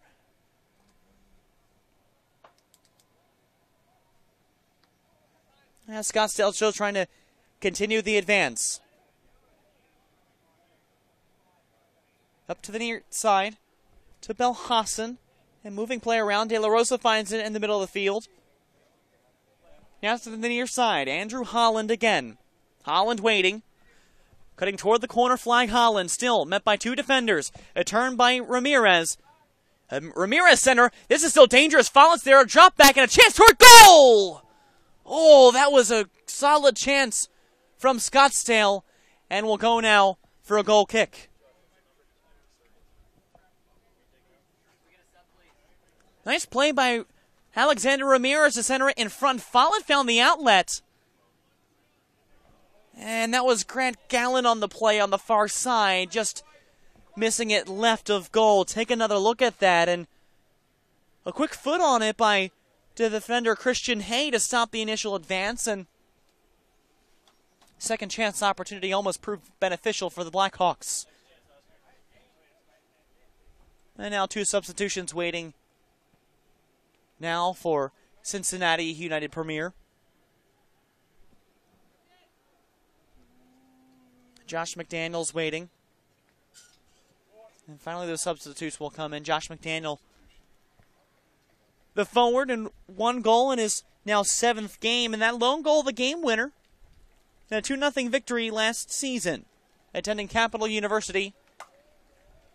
And he'll step in for Thor Beckdahl. And also coming in, Hunter Steiger.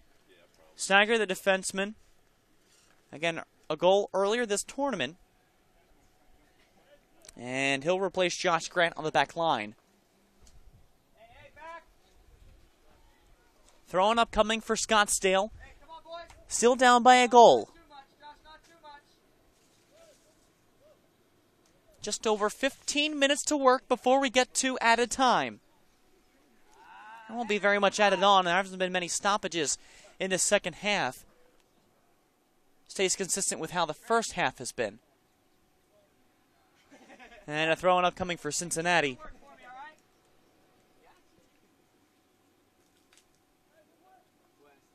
Now to the near side.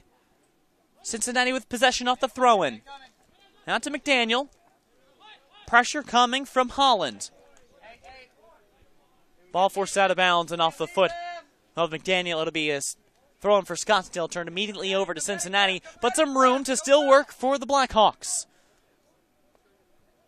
Gallen turns and drops the defender to the inside. Gallen waiting to Ramirez. He tries to touch and quick poke of the toe. And now still a chance. Hargandegi inside the 18 trying to shoot for goal. That misses just wide right of the net and will go out now for a goal kick.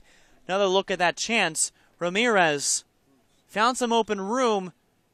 And off the contact made by Greg Bond, found the open player streaking toward the 18 and trying to touch it just to the inside post.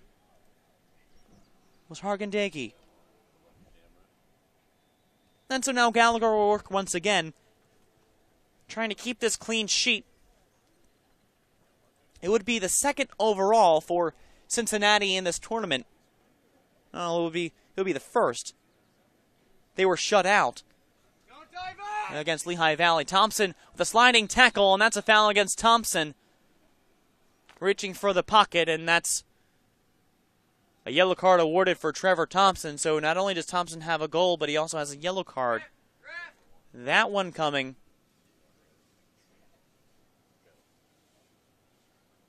Out in the 74th minute at the very tail end, and player down for Scottsdale, limping on the challenge.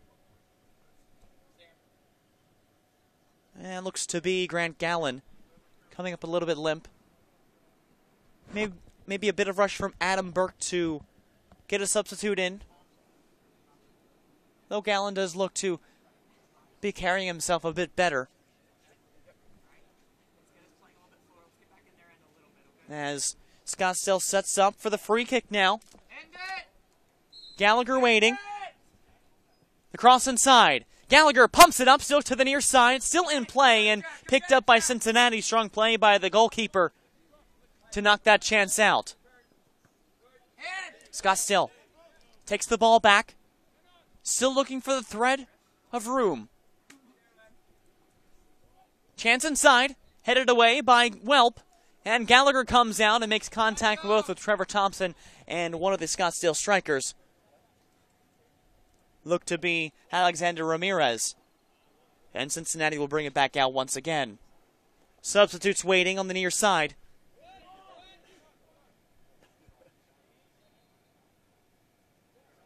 As Thompson in a foot race now with Gallen. Thompson shields Gallen off the ball, and it'll be a throw-in now for Cincinnati. A strong box out by the defender.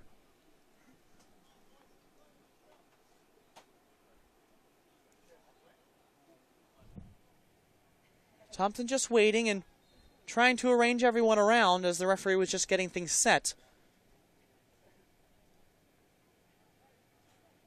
Ramirez outlet, looking for the inside run, and Cincinnati was there to take that away. Greg Bond out to the outside, long lead pass up now for Clark. Clark couldn't get there in time. Adam Osharafa was there first. Scottsdale having to work back out of their own end. As the ball moves out of play, substitutions for both sides. One for Cincinnati. That'll be Sam Conkright coming back into the game. And for Scottsdale, Trent Jones will step back in. Jones will be coming in for Alexis De La Rosa. And also coming back into the game, Zachary Marks. He'll step in for Michael Morano. Cincinnati brings off Henry Myers. We'll take this time to remind you that the 2014 U.S. Youth Soccer National Championships brought to you in part by Skills, the official player performance training sponsor of U.S. Youth Soccer, by Sports Authority, the official sporting goods retailer of U.S. Youth Soccer, by Wilson Trophy Company, the official awards, medals, and pin supplier of U.S. Youth Soccer, by the NSCAA, a proud partner of U.S. Youth Soccer, and Major League Soccer. U.S. Youth Soccer is the official grassroots partner of the MLS. here from Field 14. A counterattack now upcoming for Cincinnati. Across inside into the box toward the near side. And it was a decent idea by Griffith. Play still alive, though. Josh McDaniel trying to center it in front, and there to cut it out is Phil Marikas. Play developing strong by Caleb Griffith on the far wing. He tried to take a shot, or at least trying to make a run for Josh McDaniel for a one-time boot toward goal. But still with the 1-goal lead, and Scottsdale still hasn't found the answer they've been looking for. A couple chances, but nothing coming to fruition. As that ball rolls out of bounds for a throw-in, Andrew Holland couldn't keep it in play for Scottsdale.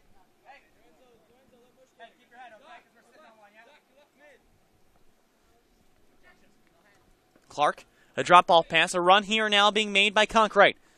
Conkright trying to cut to the 18, looking to the far side, and that's taken away once again by Scottsdale.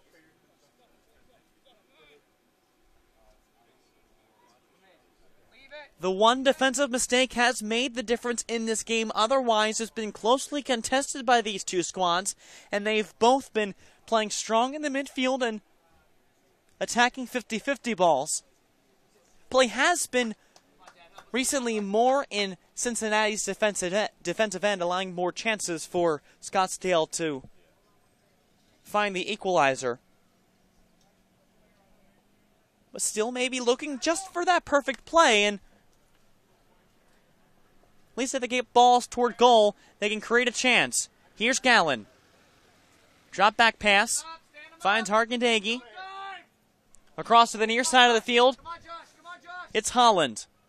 Holland near the edge of the 18, cutting inside. Holland, he'll try. That's blocked in front, and Cincinnati will cut out the danger. Spread out the field now in the 80th minute. Ball goes out of play, and it will be in favor of Cincinnati once again. Again, winner here for bragging rights in third place overall in Group A for the U18 Boys Group, as coming back into the game, Devin Jackson. He'll give Caleb Griffith a break. And the throw-in now coming for Cincinnati. Off to the near side, Clark looking to counter, and Zachary Marks clears things away for Scottsdale. Hay has to give chase and heads it back toward his own goal, and Gallagher will regroup and look to find the opening and some open space to keep the momentum on their side. Ball kept in play by McDaniel. Play up looking for Clark, and despite his size, Jack Clark can really get up there and contest those 50-50 headers, especially with someone taller than him like Andrew Holland is. And Marks to follow it right along that near touchline. And across to the other side of the field, and some room to run for Scottsdale if they want to advance it. Slow but methodical play from the Blackhawks. Continuing the run to the outside, Gallen looking to cross inside. Still in danger. And cleared away by Gabe Welp once again.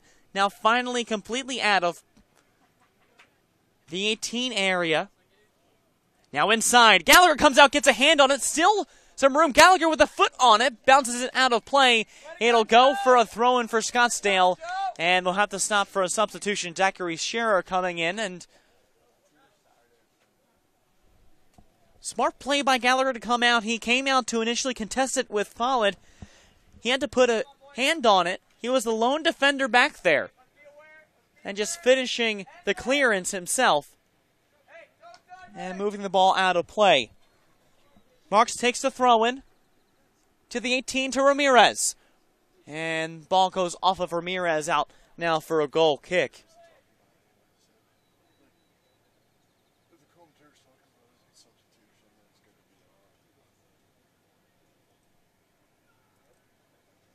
Just not much of an opening for Scottsdale. If it hasn't been the defensive backs for Cincinnati taking away advantages, it's been Joseph Gallagher himself. And outlet pass to the near side, not able to be kept in play. Dirk kicks up off the boots of Hunter Steiger, and it'll be a throw-in now for Scottsdale once again along the near side. Zach Marks taking the throw-in. Follett out to the middle. To Scherer, who just came in. Ramirez crosses fields out to the far side. Still with some room to work. Time winding down, though. If Scottsdale wants to stay patient, they can for the next 2 or 3 minutes. But once you again get within the 85th minute, play has to be pushed up and the urgency has to be produced. Though again, Cincinnati can't keep it completely out of their own zone. And the Blackhawks still trying to advance it. Follett drops it back for Marks, and Marks moves forward with some room to work. No one around him immediately. McDaniel giving chase. Moved in front for Ramirez. Midfield. Back out to Follett with some room. Connor Follett across toward the inside. Too many black shirts there. Brought back toward the corner. Hargendage at the 18. Still there, and nice tackle made by the defender to move things out for Cincinnati. Josh McDaniel once again looking for the lead pass. Taken out by Follett. Goes off of the runner Hunter Steiger. And back into the Cincinnati zone we go. To the near side to Follett. Finding some wide open room along the near flank. Cutting inside. Back to Marks. Over to the near touchline. To Scherer. Inside for Ramirez, and can't catch up with it. Taken away by Austin Harrell, and play will come back to the near side. Follett 1 goal already in this tournament, looking for his second. That goal coming against Santa Barbara FC White, the lone goal for Scottsdale in that 2-1 loss. Hargendage, the other goal, that came yesterday. He can't keep the ball in play.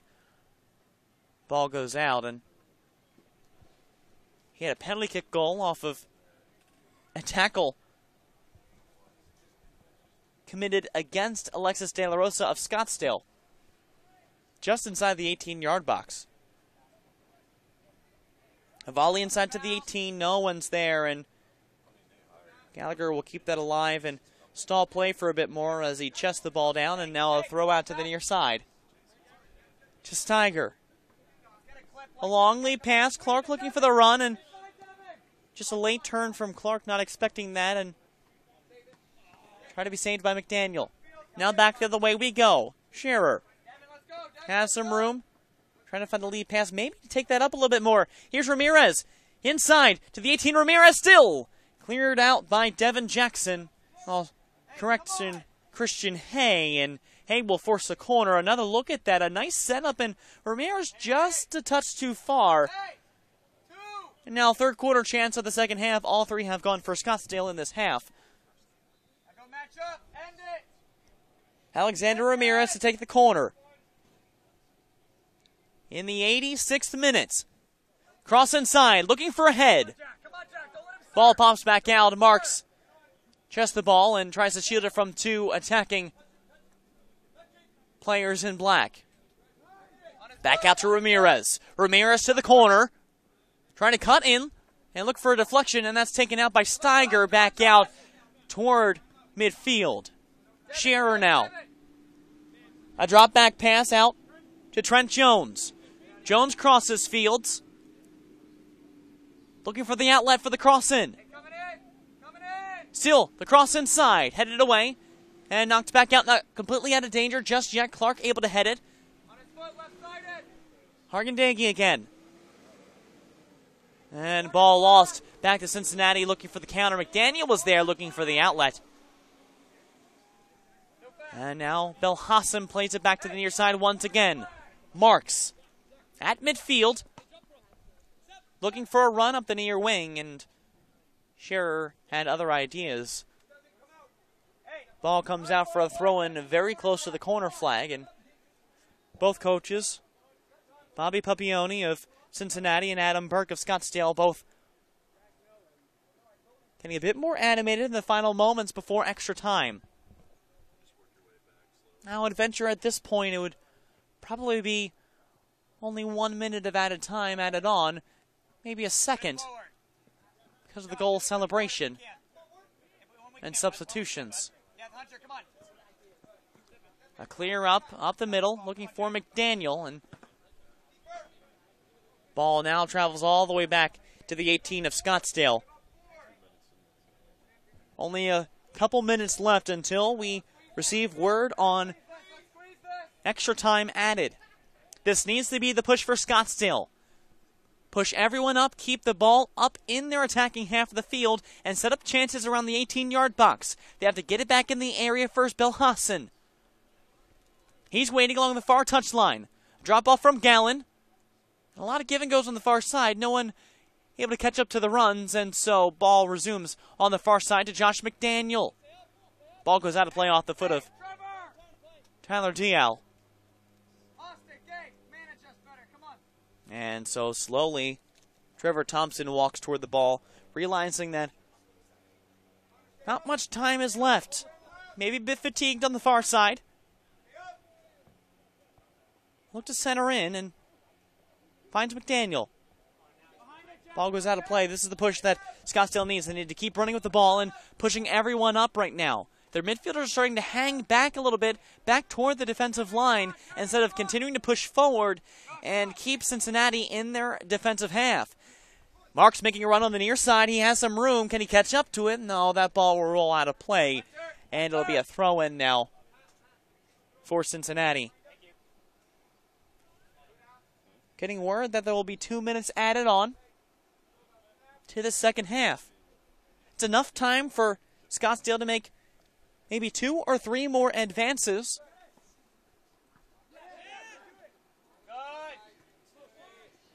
And McDaniel's chance for Cincinnati taken away. And now Belhassan will regroup at midfield. Belhassan. Hargendegi.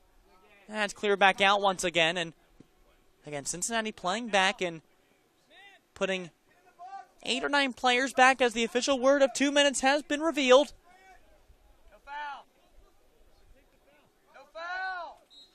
And foul committed by Devin Jackson. Now a push-up, a desperate push-up to get to the 18, and looks like Gallon again on the far side. He was fouled before, and a yellow card given to Trevor Thompson.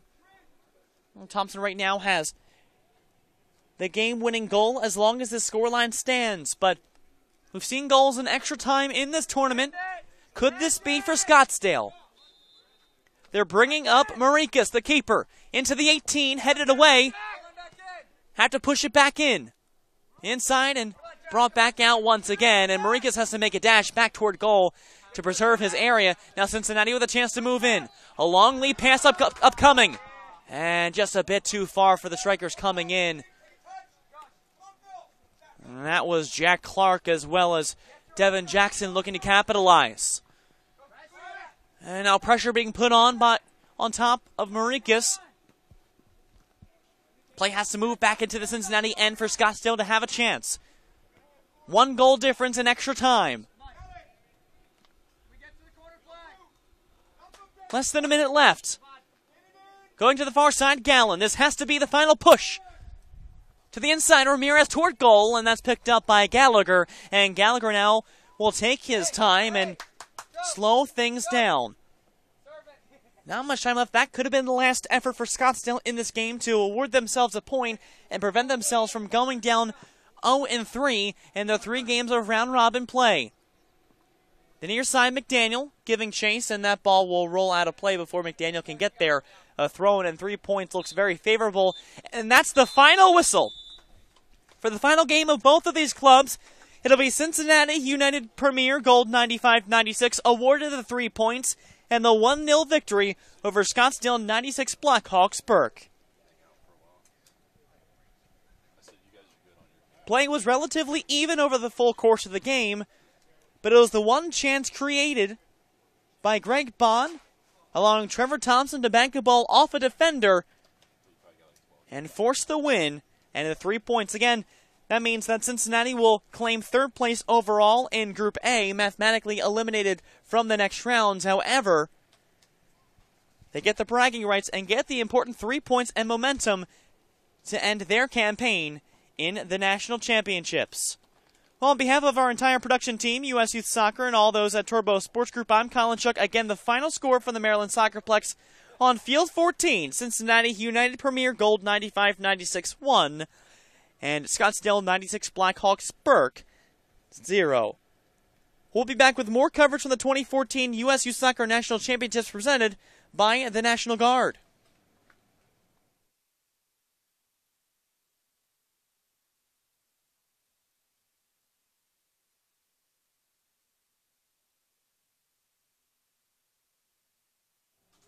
And we'll take this time in between games to go through the highlights and recaps of this game. In the first half, again, it was all even and no score between either side. Decent chances for both teams. Sam Conkright with this volley, trying to get it by Philip Marikas, as well as runs and plays made by Devin Jackson, mainly on the right wing, but had some plays in front, including that one, and a few more crosses for Cincinnati. There's Jackson again, trying to set things back up for them. And couldn't get that taken out. Now that was the counter immediately off of that play. And Gallagher coming up big. A few more chances for Scottsdale in the first half of play. This volley in toward goal was blocked by the wall.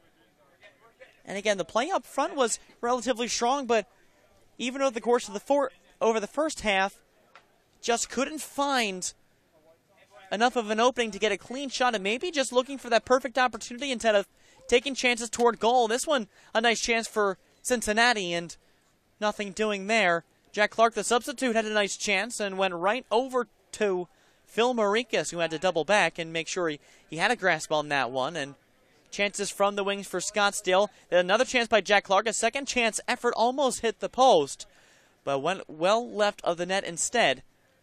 Into the second half we go. It was still leveled and even. This is the play that set things up. Initially, the first really good chance for Greg Bond, and then the second chance volley from Jack Clark. No go up over the net. And Alexander Ramirez had some chances. This was the goal. Trevor Thompson off the leg of a defender into goal, and that made it a 1-0 game in the 63rd minute. A feed coming from Greg Bond just snaked right by the keeper, Phil Marikas. And that's the first goal of his career in the tournament. Possibly awarded an own goal depending on how that play transpired, but we'll award that to Thompson here under the canopy. And a 1-0 lead overall coming from the defender. Gallagher had to come up big late in the second half, as did Marikas. This chance by Ramirez was a tempting effort. Dropped back to from Follett. And that was Gallen not able to convert on that play. And Scottsdale kept pressing. Ramirez looking for a give and go. Able to recover, and this opened up an opportunity on the far side for Hargendagi, and just missed wide right of the net. Scoreline remained 1-0, and Gallagher once again coming up strong.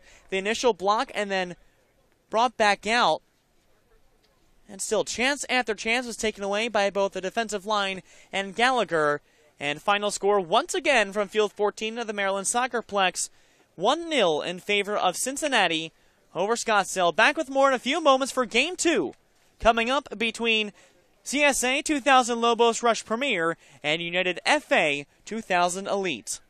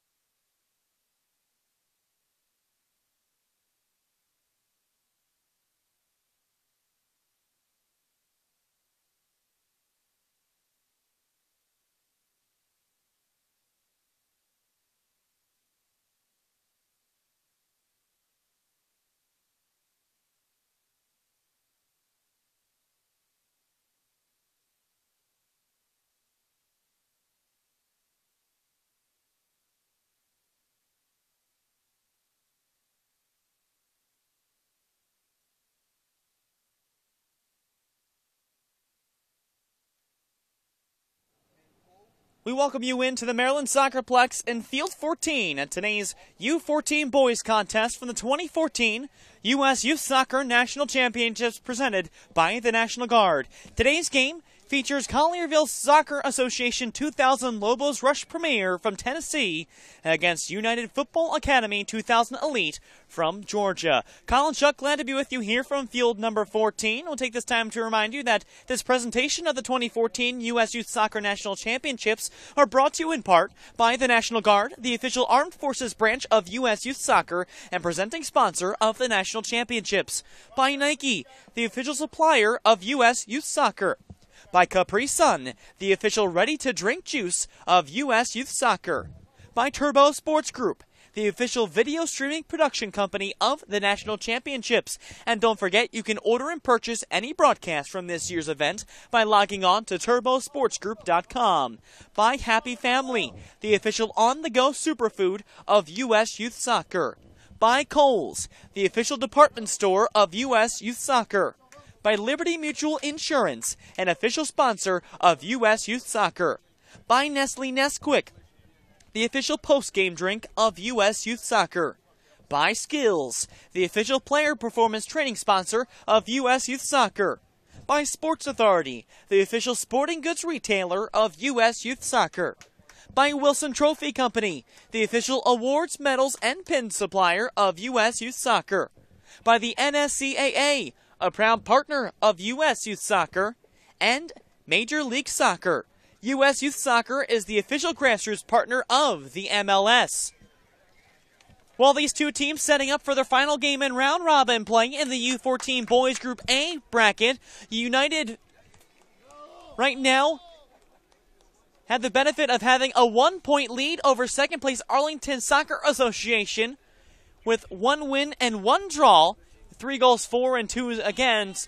And Collierville down toward the bottom of the bracket, number 4 right now, though both teams still have a chance to make a second round because 3 points separate first place from 4th place, and that is the difference between United and CSA Lobos. So as we get ready to get to work here, it'll be on the right side, United moving from right to left in all black and red numbers, and CSA Lobos moving from left to right in their white kits with blue numbers and side letterings.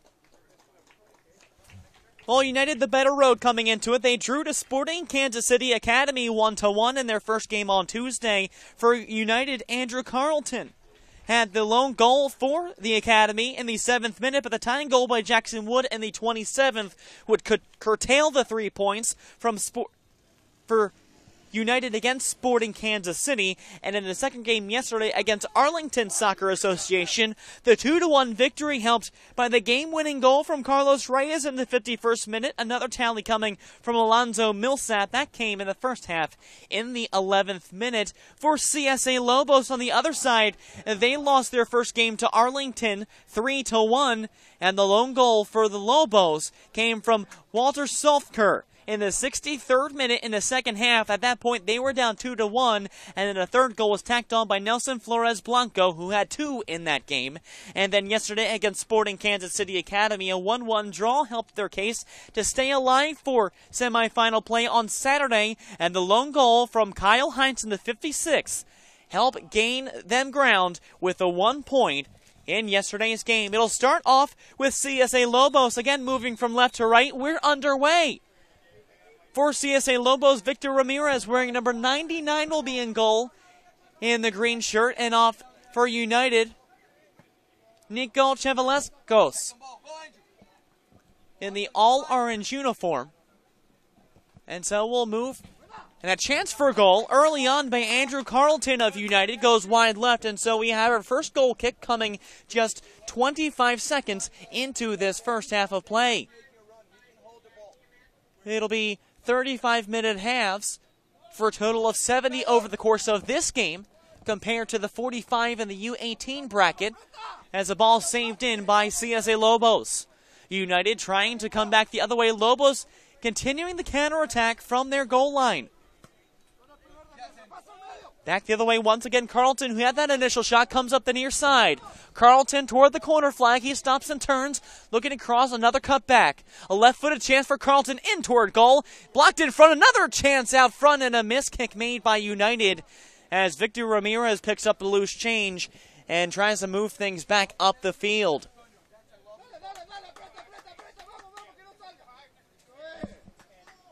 Carlos Reyes had that initial chance. Take another look. Carlton volleyed it in for Reyes. After the initial stop by Ramirez, Carlos Reyes, he just fanned on the attempt, and fortunate for CSA Lobos, as still they're trying to work out of their defensive half of the field. It'll be a throw-in for the team in white along the far side. CSA Lobos entering the tournament as the Blue Group runner-up in U14 Boys National League play, with 15 points overall and a 4-0-3 record as the ball trails to the near side and will go out for a goal kick. It's their first ever national tournament appearance, ranked 116th in the nation and number 1 in the state of Tennessee. They were finalists in Region 3 play in 2013, almost made the tournament, had a 1-2-1 record overall, 4 points. And again, still trying to clear it out of their defensive half of the field. United keeping it in and keeping it strong. That's Alonzo Millsap. Did have that one goal in yesterday's game in the 2-1 victory against Arlington. A throw-in made by Antonio Thomas Donate. And still trying to move things forward and get things going on the near side. It's Andrew Carlton. Carlton trying to center it in front, and Millsap was in the area. Just couldn't convert. Kept in by Millsap, dropped back to the back line. Crossfield play by Andres Perez. United dropping it back to Perez and taken away by the foot of Walter Sofker. Sofker, the lone tally, and again in that loss against Arlington. As the ball rolls out of play at midfield for a throw-in. It'll be Justin Matroni. Taken away by United almost immediately once again. Now starting pants in front. Carlos Reyes with a chance, and Reyes just couldn't find it toward goal. It'll be a goal kick once again. And take another look, just curled off of, looked like the toe of Reyes. Didn't get a solid strike on it, maybe toward the laces. Reyes picks the ball back up, a turnover, another chance toward goal, and poor play from Victor Ramirez, going right between the two defensive backs, and one of them on the near side shaking his head in disgust, as Ramirez is able to finally clear it out to midfield, and maybe a chance for CSA Lobos to move things out into the middle area. On the near side is Cole Williams. He drops the ball back all the way to Trevor Byrne. And Byrne with some trouble, pressured by Stefano De La Rosa. Back to Williams, to Byrne. And they'll go all the way back to the keeper, Chevalekos. Chevalekos will run things out. That ball will bounce out of play along the far side, and an early throw-in now. Still in the 5th minute of play. A couple solid chances for United to get out to an early lead. They look to be, again, the team in better form, sitting at top of the table at this point. But now coming back the other way, CSA Lobos. Trying to cut in was De La Rosa, and that ball bounces out of play. It'll be now thrown on the near side for CSA Lobos. Connor DeFries to the throw down the near side. De La Rosa. That ball goes off with the foot of the striker, so goes out for a goal kick, and shield made by Trevor Byrne on the initial play. Hitting the 5-minute mark here. Field 14, and again, as a reminder, it's the final game of round-robin play, so with the day off tomorrow, play will resume on Saturday here at 6 p.m. for the U19 Girls National Championship game, yet to be determined. Outside the 18, looking to cross inside, a header toward goal. And once again, Carlos Reyes, dangerous threat from inside. Reyes already has 2 goals in his 5 tournament career games coming into today. 1 in 2013. That one was part of the 2-2 draw against FSA FC Navy.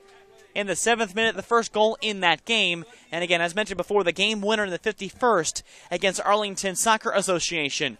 Did have 12 goals in 13 games, 7 of them coming in Region 3 play, 5 of them in the National League. He had 4 goals out of the 5 scored in the quarterfinal round against GSA 2000 Premier in that 5-2 victory. And United keeping control of play in the first minutes of this game. Brought back to Millsap, and Millsap will turn things around. The midfielder has 1 goal in this tournament now in his 6th career tournament game. United made the tournament last year, went 0-1-2 in their play, and much better this time around as foul called against CSA Lobos. So we'll go out now for a free kick. Antonio Thomas Donate taking that. Lobos really haven't had a chance just yet. It's been all United the entire way. Player going down around midfield, and so play will start to slow down a little bit. Still a bit of urgency. CSA Lobos head coached by Mark Forrest.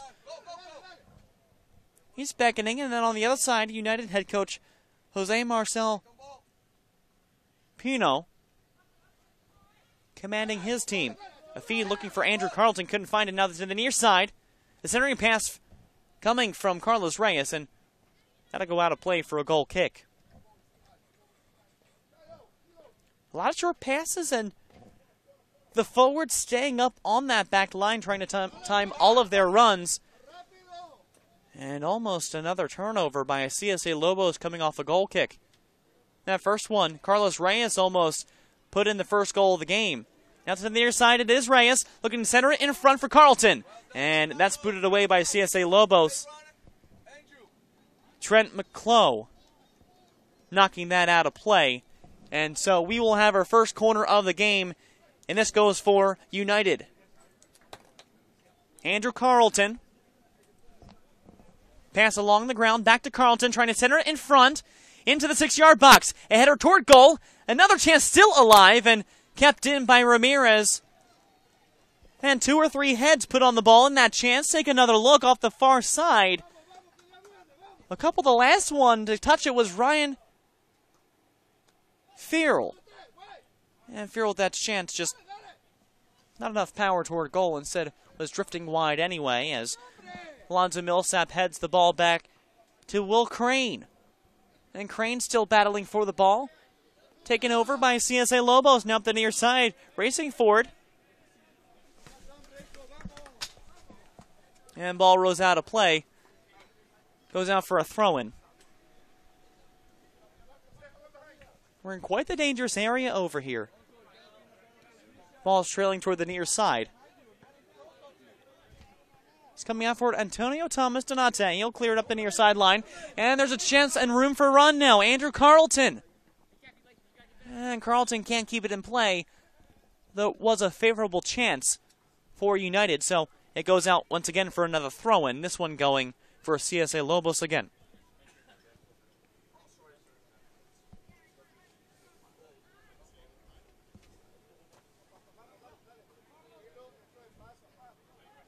Down front, Will Crane trying to center it back, but turn back over to Lobos. And so a long lead pass trying to move everyone up, but still can't get a decent run together. And a drop back out to midfield and across toward the near side. Looking out for Crane once again. And that ball rolls out of play. It'll be a throw-in now. This time for United.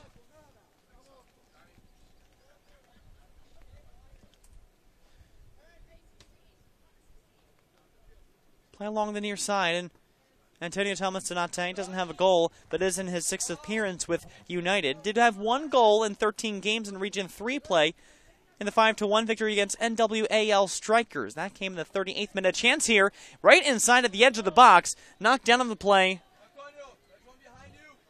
It was Lathan Spadafora. And still right around that area. Turned over to Matroni. Matroni circling around, and United takes that possession away, and Carlton heads it towards the far touchline. Reyes is there and looking for a give and go for Carlton. This could prove dangerous. Carlton still has Rodriguez inside. And that's taken away. And back up the far flank it goes. Athletic stop, but Spadafora clears it up. Now making the run is De La Rosa. Played back to the keeper. Danger's in the 18. De La Rosa maybe. And Chivalekos cleared it out of danger just before. And I don't know why he was coming out that far. It's just a poor play back to the keeper instead of trying to curl it back out. And a foul committed along the far touchline in the meantime. But you've got to at least trap that. And if you play it back to the keeper, it has to be a one-time volley in that kind of a position. And instead, almost an opportunity given up for Lobos and their attempt to get the first goal of the game. First substitution coming in for Lobos. Daniel Blaisdell. He'll make his first appearance. And it'll be a free kick for United coming up here. Cross inside to the 18. A header bounces back out to the edge of the 18-yard box. A volley in for goal. And another heading chance batted away. Still alive toward goal.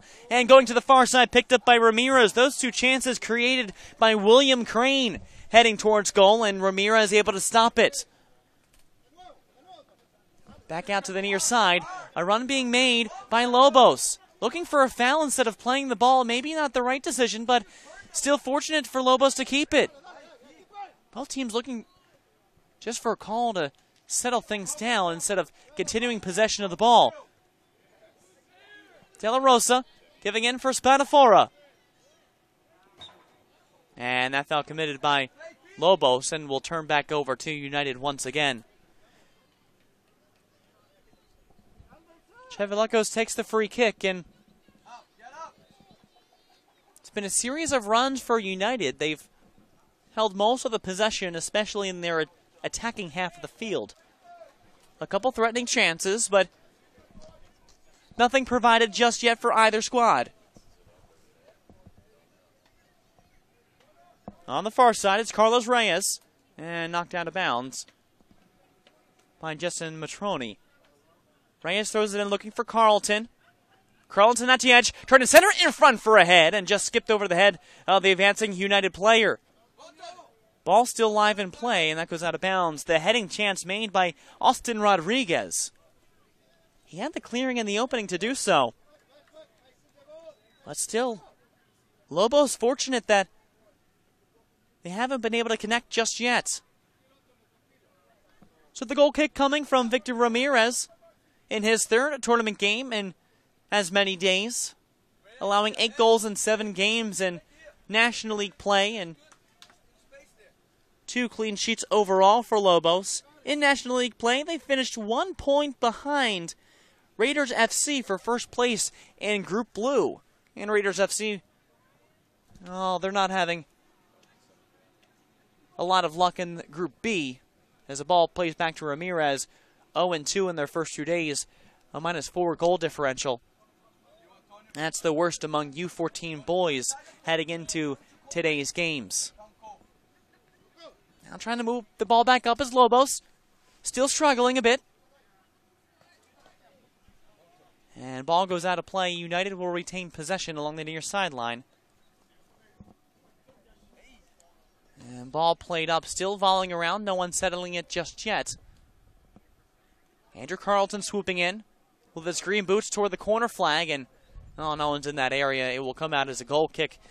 Outcoming now for Lobos. For United, they're the Region 3 champions, going 6-0-0 and 18 goals for, 3 against, but they're representing as the Group Red winner with a 6-1 record in their 7 games. And a +14 goal differential and a 18 out of a possible 21 points in their 7 games. Also the 2014 Georgia State Cup champion and ranked number 1 in the state of Georgia, number 2 overall in Region 3 play. Free kick upcoming here for Lobos.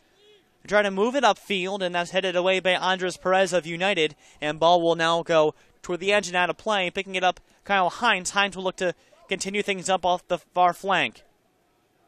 And couldn't be kept in off the chest of Spadafora, so he'll go out for a goal kick once again. We'll take this time to remind you that the 2014 U.S. Youth Soccer National Championships are brought to you in part by Capri Sun, the official ready-to-drink juice of U.S. Youth Soccer, and by Turbo Sports Group, the official video streaming production company of the National Championships. And don't forget, you can order and purchase any broadcast from this year's event by logging on to turbosportsgroup.com.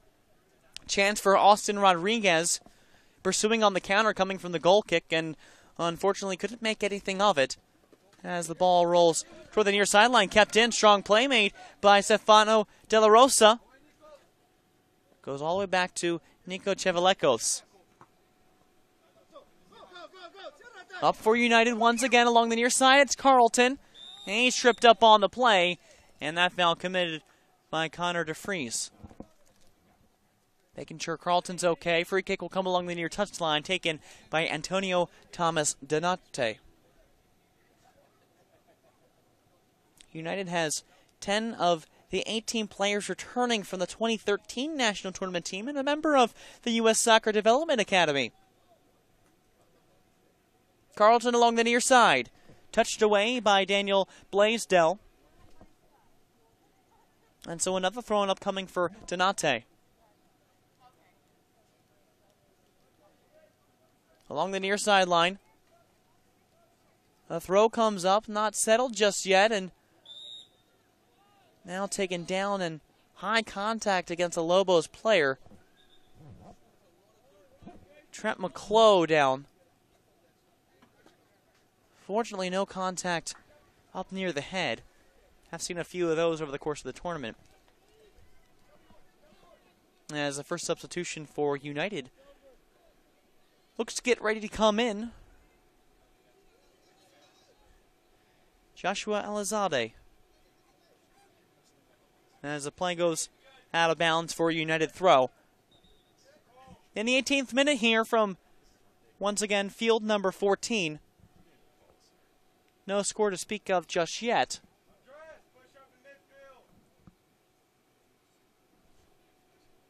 And coming off the pitch, Cole Williams for United. And Joshua Elizalde.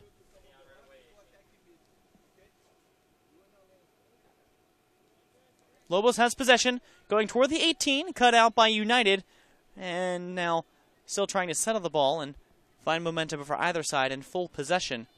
As the ball just tips around now, a run for Andrew Carlton up the middle. Carlton trying to blow by the defense and knocked out of play by McClough once again. McClough and Carlton along the near side, foul committed by McClough. I'll scratch that, it's Connor DeFries. DeFries coming up and over the top of Andrew Carlton. So both Carlton and Donate will set up along the near side. It'll be Carlton taking the kick. Halfway from the touchline to the 18. Carlton coming in, getting ready for the cross. Here it comes inside the 18, toward goal. Bounces off of the head of a Lobos player and back out outside the 18. And it'll travel all the way out to midfield now as both teams look to push up in support and advancement. Trevor Byrne fielding the play along the far side. Now United. Carlos Reyes. Touched out of play by Justin Matroni. So a throw-in for United once again. To the far side. Across inside to the box. Back in. Carlton looking, thinking about maybe trying a bicycle, but just too far out of reach. To volley it toward Ned. And Lobos come back up the other way, out toward midfield. Spadafora. Dumped back in. Off the shoulder of Carlton. Beckoning for handball are Lobos. Carlton still with a chance and knocked out all the way to the near side. Donate will pick the ball. Now Crane. Inside for Carlton. Carlton tries. And that's blocked, so it weakly rolls out to the keeper, Victor Ramirez. And he'll look to reset at the 20-minute mark of this first half of play. Still no score in the final day of round-robin play. And it's United that's trying to solidify their spot as the group winner in Group A of this U14 boys bracket. A win here will solidify it at a full 7 points.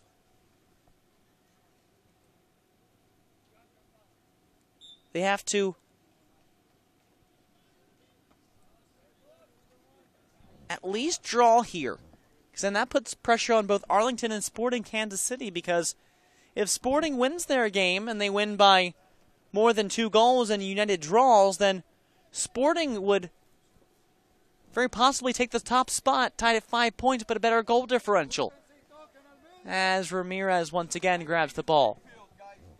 It'll be interesting to see how this group plays out. Lobos has the tallest hill to climb, and at this juncture could force a 3-way tie with a win for first place if Arlington also ties Sporting, but a lot of dominoes have to fall in that direction.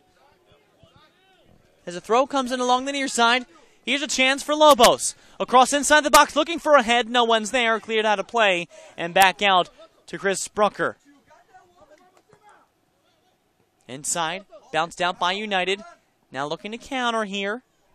Rodriguez moves the ball up to Reyes. Reyes moving out to the far side. And a drop ball pass for Millsap. Millsap one-on-one now. Another outlet pass out to the far wing. Still a United ball. Back to Millsap. Outside the 18. To the top of the 18 it goes to Perez. Back to Millsap. Looking for the cross in.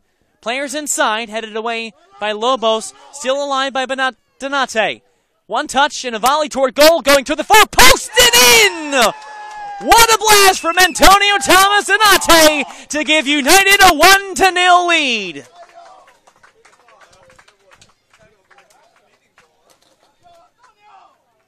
What looked like a prayer from long distance benefits for United here midway through the first half. For him, it's his first career goal in this tournament in his 6th game, and moves it to a 1-0 lead. The entire setup running on the counter, spectacular, keeping possession as they had been all half long. Millsap set this up, putting give and goes out. Eventually crossed in by Millsap for the initial try.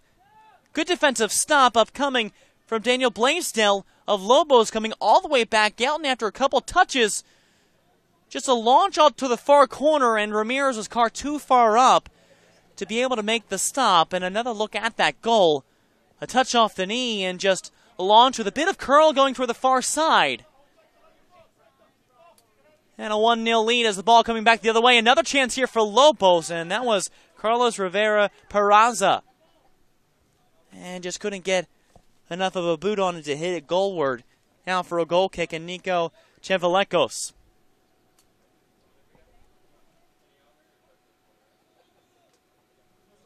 Coming back out once again, Lobos now has to answer. At midfield, Trent McClough, out to the far side, looking for a teammate, and turned right over to Ryan Fearl.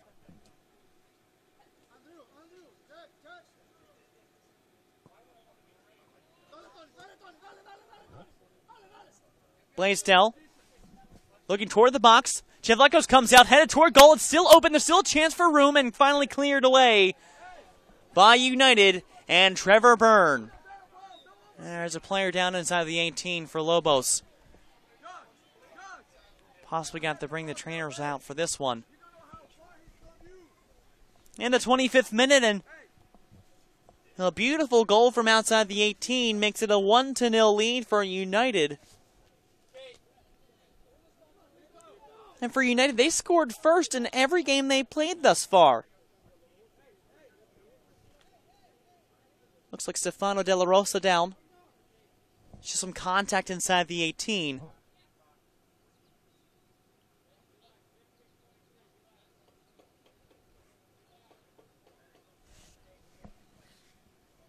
And unfortunate because De La Rosa had been making a lot of plays along that side as well. And Mark Forrest is over there to look over and move things around. Just moving everyone to separate and finally bringing up De La Rosa. He's walking up under his own power. Very good to see. So now both teams will start to game plan in between here. Chevaleco's leading it for his squad for United, just pushing to beckon defensively and make sure everyone is keeping their assignment, because he doesn't want any play inside the 18. The less he has to do, that means the better play that United will play. But United have been keeping possession for most of this first half thus far. And so a substitute will come in now for Lobos in the meantime.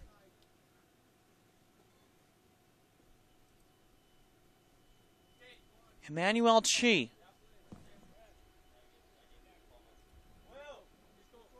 Chi appears to be recovering from either a sprained or broken left wrist. Will come on with a blue cast that matches his uniform. And play will resume along the far side. It'll be a throw-in for Lobos and taken by Justin Matroni. At the same time, a substitution for United coming in. It's Jose Arellano. And I'll check in for William Crane up front. Arellano, 1 goal in the 2013 tournament. Part of the 2-2 draw with FSA Football Club Navy in the 32nd minute. Also had a goal in the Region 3 tournament for United.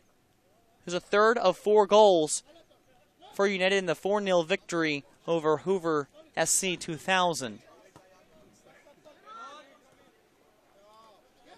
And United looking to push the envelope and get it back. A lost ball in the feet of Andres Perez turns things over, but back up the other way once again to run up the near side. It's Arellano crossing into the inside of the 18, and that's stopped away inside the 6-yard box by Zach Hammock. And play is stopped and will now be a corner upcoming for United, their second corner attempt of the first half.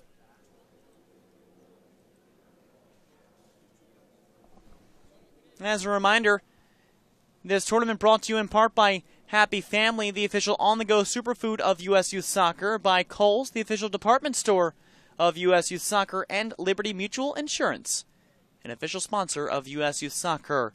Andrew Carlton with a cross inside into the box and bounces back out toward Carlton along the near side, but will go out of play for a throw-in now. Carlton will make that throw, and substitution Harry Ward is waiting in the wings for United. Well, Antonio Thomas Donate, the goal scorer, back in the 23rd minute.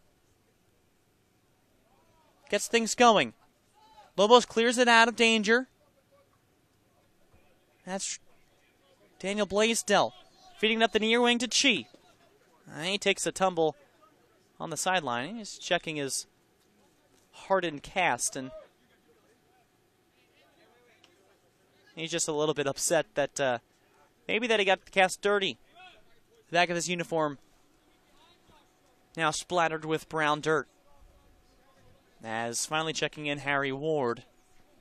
Coming in for Carlos Reyes. Reyes with a couple quality chances early on.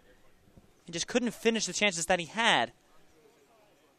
As Burke has the throw-in, bounces off of his teammate along the near side. And that'll go out for a throw. Captain Carlos Rivera Peraza. Play back to the keeper, Nico Chevalecos.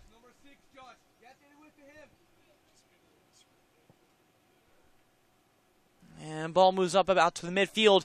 And now a run here, a foot race to the ball for United. Getting there is Harry Ward, the substitute. Ward to the 18, looking to cross inside. Drop off for Carlton for the 10s. Carlton!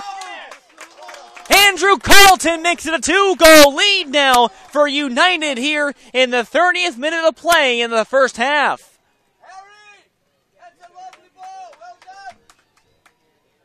It's his second goal of the tournament. First goal coming against Sporting, and this one sent up by Harry Ward. A shallow cross inside, and the right-footed strike to the far post makes it a 2-goal lead once again for United. Carlton had some runs early on as well, and was waiting for some kind of a finish and an outlet, especially along the near side, and a nice sheepish grin coming as he slaps the hand of one of the new substitutes coming in for United.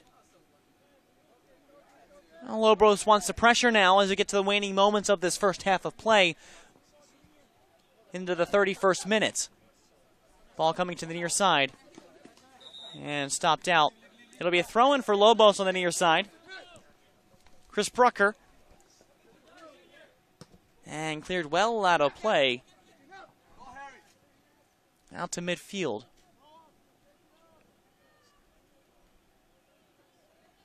And now up, looking for Ward once again, was Austin Rodriguez. Now Ward making a run, still trying to cut by the defense. Gets a poke at the ball, but muscled off the ball by Matroni and McClough. Two more substitutes ready to come on now for Lobos. They're being picked up back up. Trent McClough. And again, a reminder, the 2014 U.S. Youth Soccer National Championships brought to you in part by Happy Family, the official on-the-go superfood of U.S. Youth Soccer, by Kohl's, the official department store of U.S. Youth Soccer, and by Liberty Mutual Insurance, an official sponsor of U.S. Youth Soccer. Free kick upcoming for Lobos as the substitutes come on. Benjamin May will check in for Max Plebon, and also coming on, Matthew Temple for Lobos, and one more substitution on the United side. That's Will Crane coming back in. He'll check in for Austin Rodriguez. And so now the free kick moves the ball out to midfield. Turn back over to United. Racing in and trying to turn the corner was Matthew Temple. And a throw-in now for United, looking for Ward, who does have one assist on the day. Up toward the near side, and nothing strong developing just yet for Lobos, though they've had flashes of getting inside and creating scoring chances. It's just been United that's had the better end and the more plentiful opportunities over the course of the morning. Millsap. Looking for Crane to the near side, headed back in play by Brucker. And back and forth once again we go into the 33rd minute. Waiting to come on, Brody Lewis for Lobos as well to make his first attempts, and Emmanuel Chi can't keep that in. It's going to be now a throw once again along the near side for United Football Association.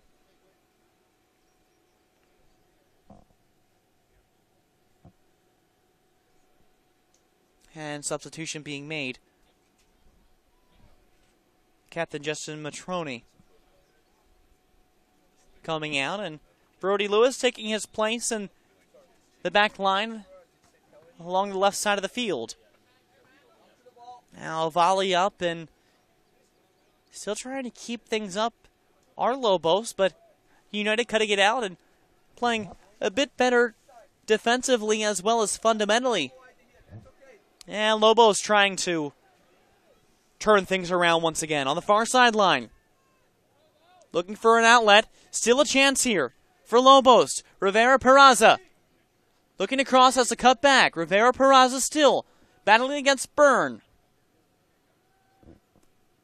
And that goes out of bounds off of Byrne. Both he and his teammate Alonzo Millsap calling for a throw-in for United. It'll go the way of Lobos. And it'll be Zach Hammock. Inside, looking to cross inside to the 18. A chance to get there, and it goes to the right of goal out for a goal. Going for a corner now. Oh, looked initially it went off of the foot of Spadafora. Instead, Chevlekos and United have to concede a corner kick. It's the first corner kick overall for Lobos in this first half. And a header out, and a strong clearance made by Ryan as it comes out. Out of play.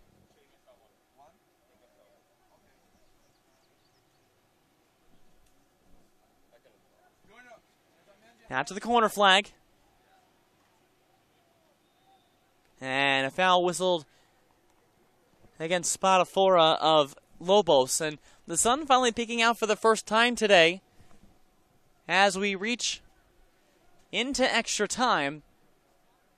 It'll be 2 minutes time added on into this first half of play as the ball streaks up the far sideline, out of play in favor of United.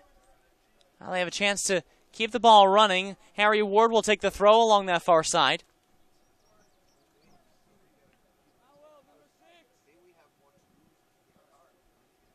Still trying to play it in toward the middle. Will Crane giving chase, headed away. Crane still there, not clearly out just yet, and Ramirez picks that up in the 18 to try to stop things out. And surveying his options here to move it back out of play. As a reminder, in the first half break, we'll have highlights and a recap of the first half, as well as a look to the second half and the outcomes of this table.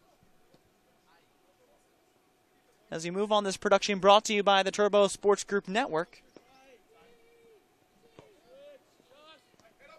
Chi tries to move it up the field, cut out by Elizalde. And Harry Ward just couldn't save it on the slide tackle. Goes out in the final minute of added time here. Turning back around. Trying to move the ball up the far sideline, out of play. Last touch by United. And as long as United keeps the ball in the midfield play, they can somewhat coast into this first half break, up by 2 goals. And that will do it for the first half. And after 35 minutes of play, plus some extra change, United gets a 2-goal lead, 2-0, off of the long boots by Antonio Thomas Donate in the 23rd, and the second goal of the tournament for Andrew Carlton in the 30th minute of play. You're watching coverage of the 2014 U.S. Youth Soccer National Championships presented by the National Guard. We'll be back from the Maryland SoccerPlex with more, including first half highlights, right after this.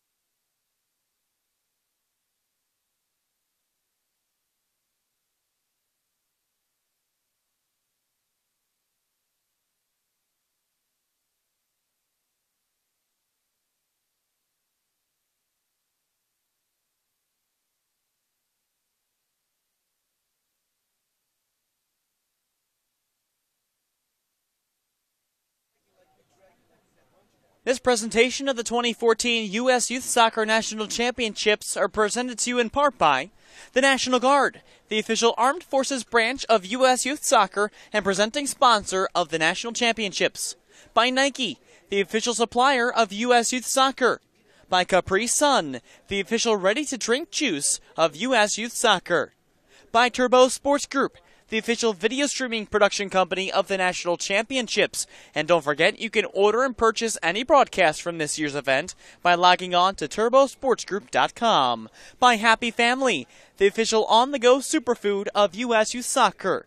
By Kohl's, the official department store of U.S. Youth Soccer. By Liberty Mutual Insurance, an official sponsor of U.S. Youth Soccer. By Nestle Nesquik, the official post-game drink of U.S. Youth Soccer. By Skills, the official player development and performance training sponsor of U.S. Youth Soccer. By Sports Authority, the official sporting goods retailer of U.S. Youth Soccer. By Wilson Trophy Company, the official awards, medals, and pin supplier of U.S. Youth Soccer. By the NSCAA, a proud partner of U.S. Youth Soccer. And by Major League Soccer.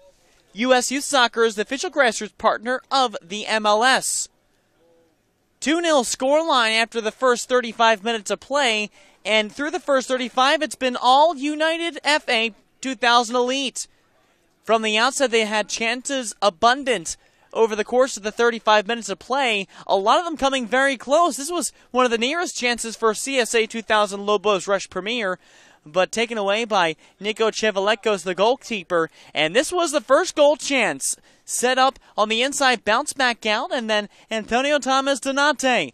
Out from well outside the 18, lofted the ball off the outside of the foot, past Victor Ramirez. That taking place in the 23rd minute. Take another look off the touch of the knee, and just curling it off toward the far side. A little bit of slice to his touch, and to make it a 1-0 lead just into the 23rd minute. And then in the 30th minute, it was the substitute Harry Ward to set up Andrew Carlton, the striker, for his second goal in the tournament, right by Victor Ramirez once again. And it's a 2-0 lead for United Football Association through 30 minutes of play. As we get ready for the second half, teams will switch sides now. CSA Lobos will now move from right to left in their white jerseys, and left to right goes United in their all-black kits. And opening up for the second half of play, it's a tale of two far-storied clubs. For United is going to be keeping possession as they did in the first half and not allowing Lobos to get anywhere near the 18-yard box. And on the other side, for Lobos, well, they have to put something together and string a couple of good possessions together to slowly move the midfield up past the midway line to get into their attacking half of the field to create chances, because being down by 2 goals halfway through the game, they really need to push to get at least the goal differential down to 1 off the initial draw. A long launch-in made by United goes all the way back to Victor Ramirez, and so Lobos will move from right to left, back from their own end, and try to get it out of their defensive half for most of the final 35 minutes. It's day number 3 in round robin play as a foul's committed by United along that far side. And United at this point with a win here will solidify themselves as the Group A winner and play the runner-up of Group B play. Right now, tied between Intercity Mana and Scorpions SC, with Raiders FC almost knocked out of that Group B play, and Real Colorado National, they look to be the team to possibly win that group. Now a run for Carlos Reyes up the middle, taken out of contention by Lobos. And so we'll move back and forth once again right around the midway line. And coming out to the near side. Back over cross to the far side. A chance here now for Lobos. Chris Brucker, oh, he couldn't keep it in play.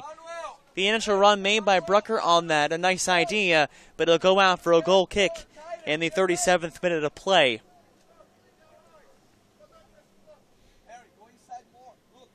Brucker, his 3rd tournament game. It didn't register on the stat sheet in his 7 games with the National League, and the only ones doing so, Lafon Spadafora, Stefano Della Rosa, Carlos Rivera Peraza, and Connor DeFries. Otherwise, the rest of the team just playing quietly through them in their 4-0-3 record through National League play. They didn't concede a loss, getting 15 points in 7 games out of a possible 21 points overall. It's Carlton who had the second goal of this game. Moving up to the inside, looking for Carlos Reyes. Reyes still muscling toward the 18, and Ramirez, with the help of his defense, stops the attacking threat. And so back up the far sideline for the countering attempt. Lafon Spadafora. Down to the inside, and Lobos will have to regroup once again to the near side. Brody Lewis. Spadafora toward the 18. He has a chance to cut through. Being held up, and that is going to be a foul against Spadafora. He didn't want the foul, and he's quite upset about it, but tugging on the jersey and pulling back the United defender will garner a whistle 10 times out of 10. And maybe just a bit frustrated with how play has gone thus far. With still a lot of time to go here. Outside the 18, Nico Chevalekos will set up for United to come out to the near side. Trying to find Ward, who had the assist on the second goal.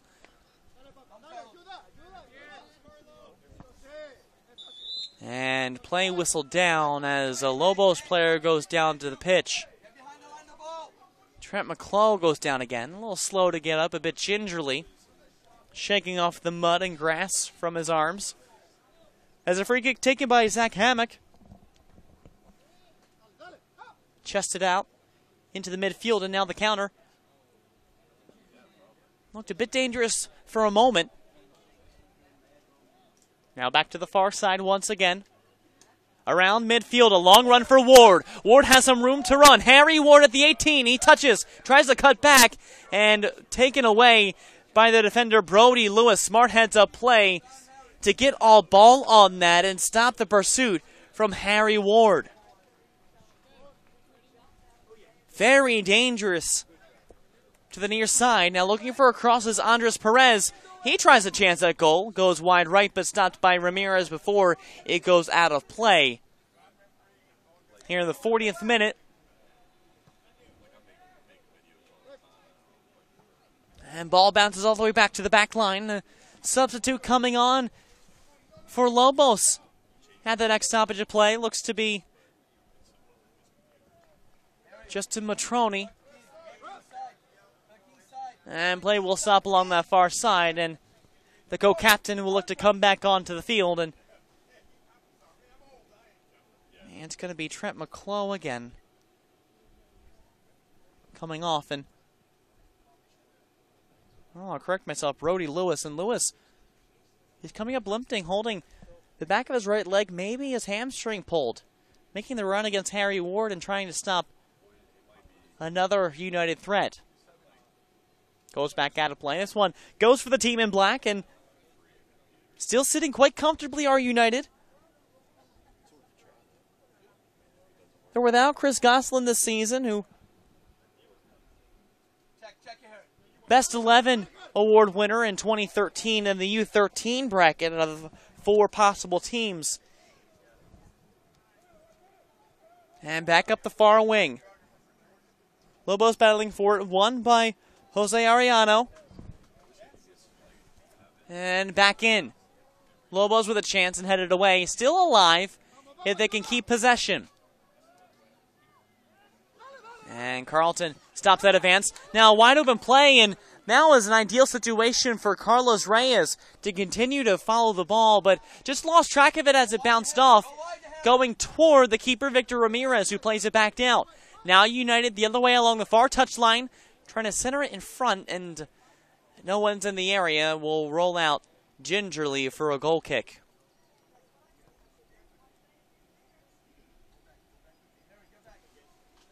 Reyes almost stops another advance, and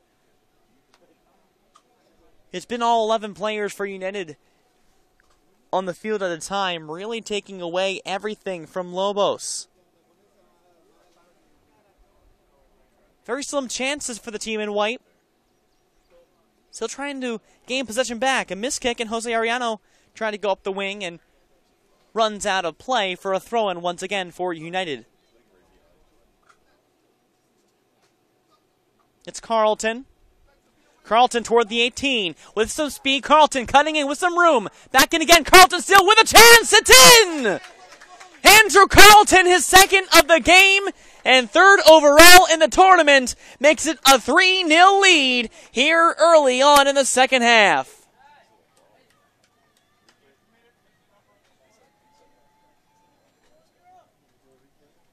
Goal taking place early on in the second half of play.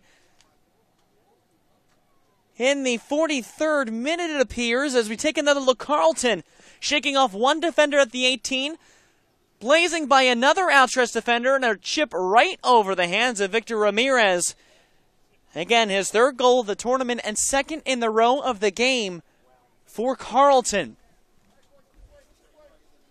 And United continuing their dominance of this game and trying to secure themselves top spot in this group. Carlton with a spin move on the far side, trying to keep the momentum and play alive and keep it out of the feet of Lobos. Ball goes out of play, and United will once again have another throw-in.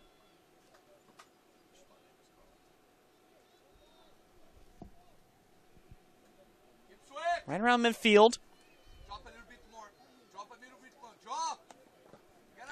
And a chance for Lobos here up the near side. Can they keep it in? Oh, just a touch outside. Spadafora tried to keep it in, slipped a bit on the grass, and so didn't have a firm footing along the touchline to keep it in play. Throw in now going for United, this time on the near side.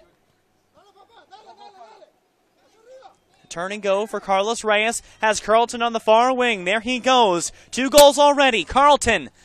A cut to the 18. Carlton still. Could it be a third? Safe. And bounces out to the near side. Harry Ward's there at the edge of the 18 along the touchline.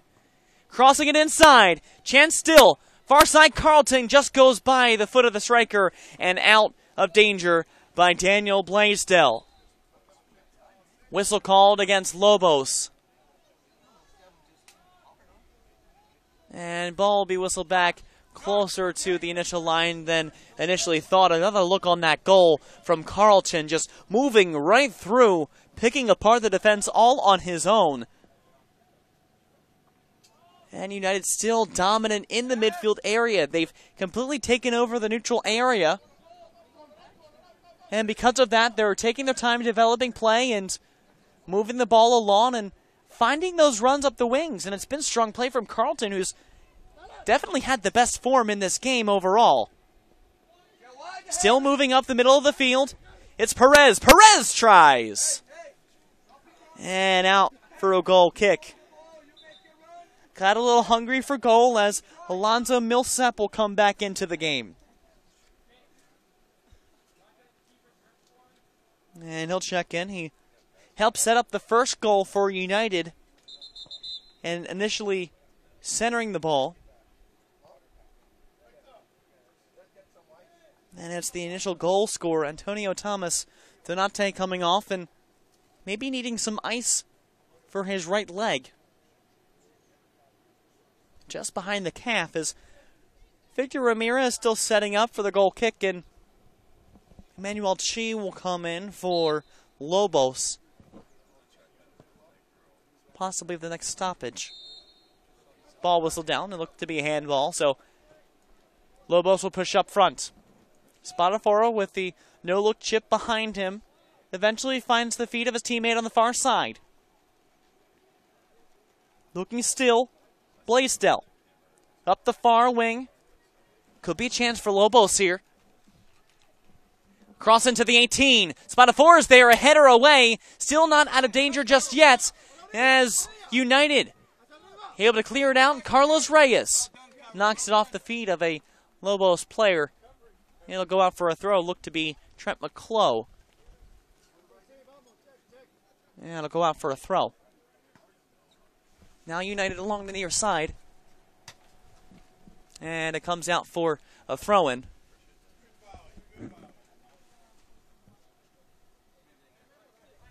One of the United substitutes helping us out here. trying to redirect the ball coming our direction. Spadafora to the far side to Blaisdell. He has a go, and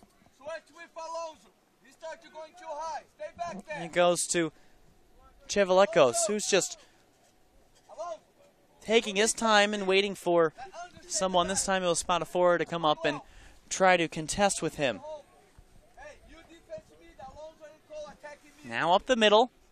Carlton tried a one-touch and go up the far side, taken away by Lobos once again. And out of play.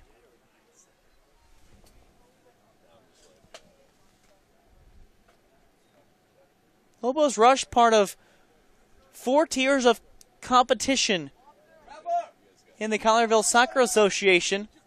They're the Advanced Competitive Program, which is, again, the top of the 4 tiers, and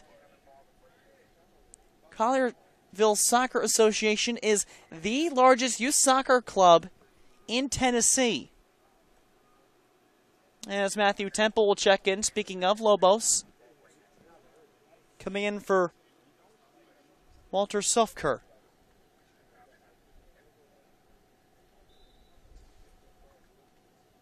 Throw and drop back to Lobos. In last year's region tournament, part of Pool A, all 4 teams had 4 points, and it was just tiebreakers. Trying to advance. Here's a chance for a goal!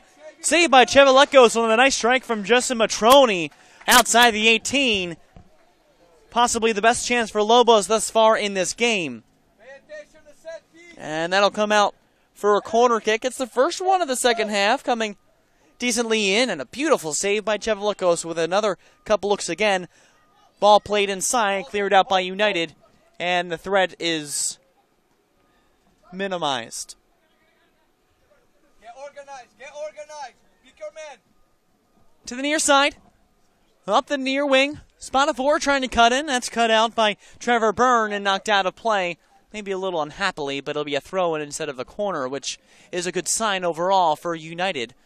Trying to hold on to their 3-goal lead. And finally, Lobos gaining some momentum and some offensive time. Here's a chance in the 18 looking for a header. And United can clear that one out to midfield. Attempting for Carlos Reyes, who tries to make a run. Reyes is wide open now on the breakaway. Reyes on the near side, he has Carlton. Reyes still crossing for Carlton. Could it be a third? Carlton! Oh, just skied it high over the net. He knew he had it. And a wide open chance for United once again. Coming in the 45th minute.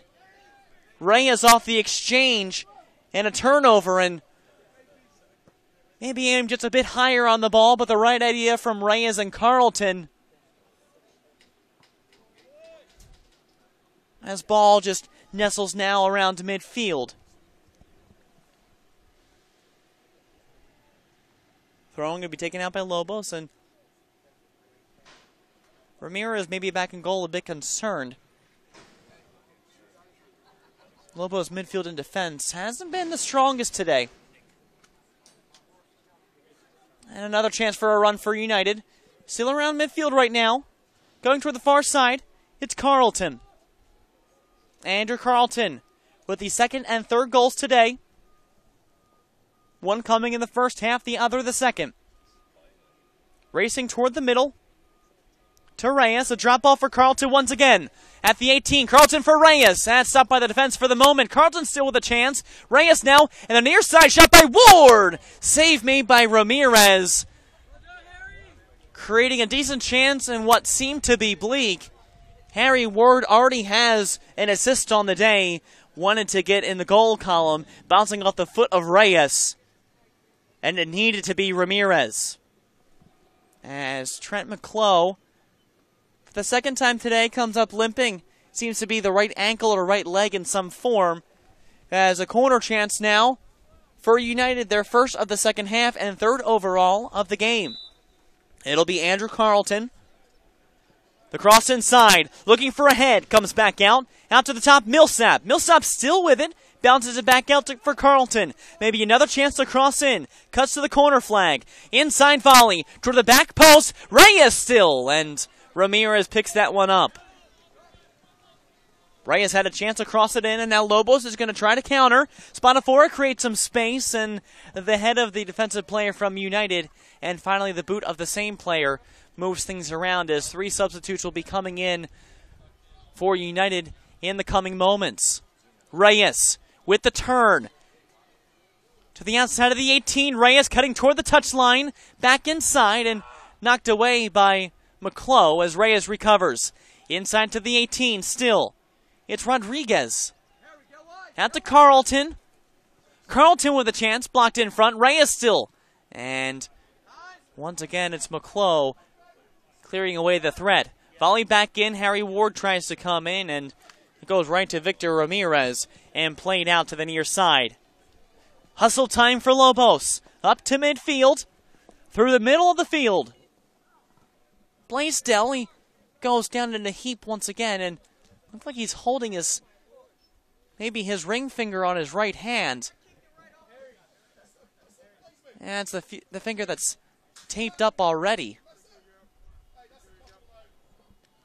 And ball's out of play right now, and it'll be United ball right now for a throw. And those substitutes coming in. Will Crane, one of them, as well as Antonio Thomas-Anate after being patched up and iced for a few moments. The throw-in coming from United. Rodriguez fighting for the ball and won by Lobos. Now a long feed from Millsap, looking in the direction of Andrew Carlton, and now turned over to Reyes. Pass behind Carlton, looking to the corner now. Ball goes out of play off of Lobos. Now for a throw-in. Matthew Temple clearing the area for Lobos. Comes back to Alonzo Millsap. Now to the top, to Crane.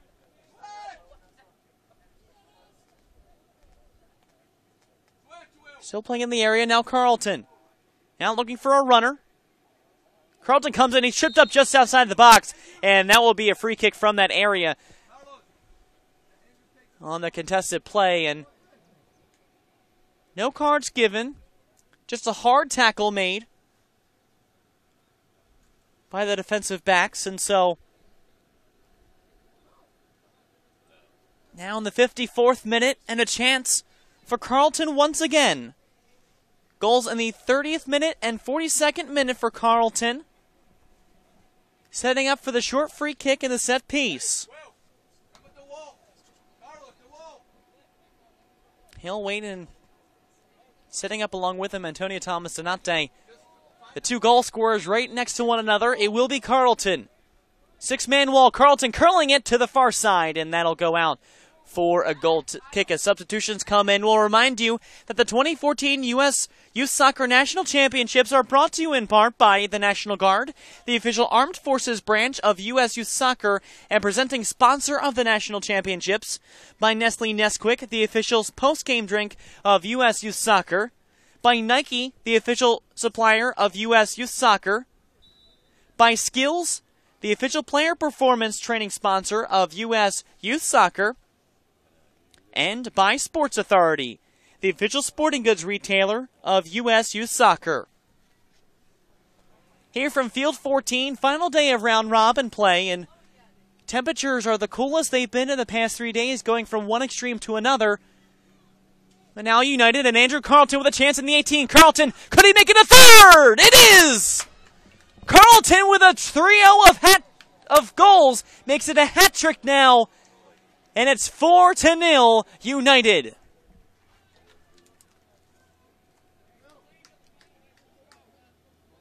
He gets his second, third, and fourth goals of the tournament in this game. And this one coming now in the 56th minute of play. And seems somewhat out of reach right now for Lobos, who are just trying to hang on, and Carlton comes immediately off after the goal. And he's replaced by his teammate Ariano, and just finding the open seam, doing so well to do that. Cutting inside, and it seemed like Victor Ramirez didn't know where to go. He curled up into a cocoon shape and just tried to barrel down and made easy work for Andrew Carlton. Top form today for the striker from United. And a 4-goal lead. Emmanuel Chi trying to move things up now for Lobos for some kind of an answer. Inside to the 18-yard box. Spatafor tried to knock it down and cleared out of play from United. Now Millsap looking for a long run, and Reyes wasn't ready to make the run. Instead comes out to the back line and Connor DeFries, and it was Antonio Thomas Donate making the run, and now a throw-in made for Reyes.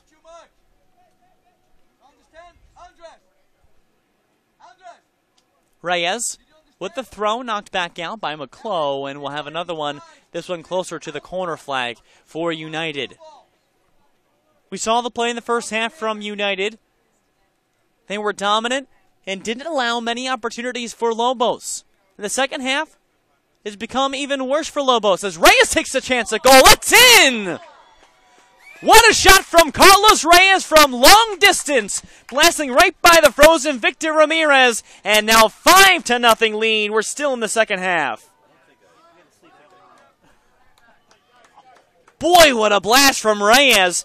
Now that makes it Reyes' second of the tournament. And the lead continues to grow for United.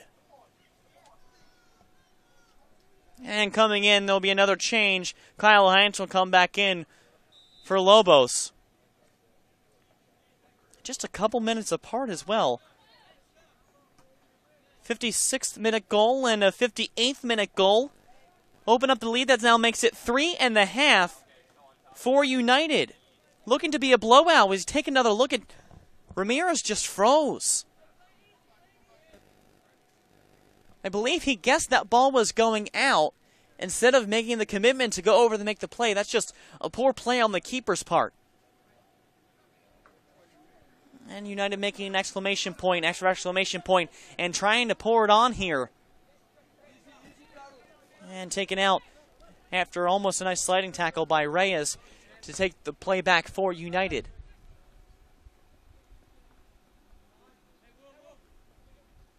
Up the middle, Will Crane. Looking to turn with it. Here's Rodriguez out to the far side. Another chance for United. A blast toward goal, and this time Ramirez commits and makes the save off to his right side.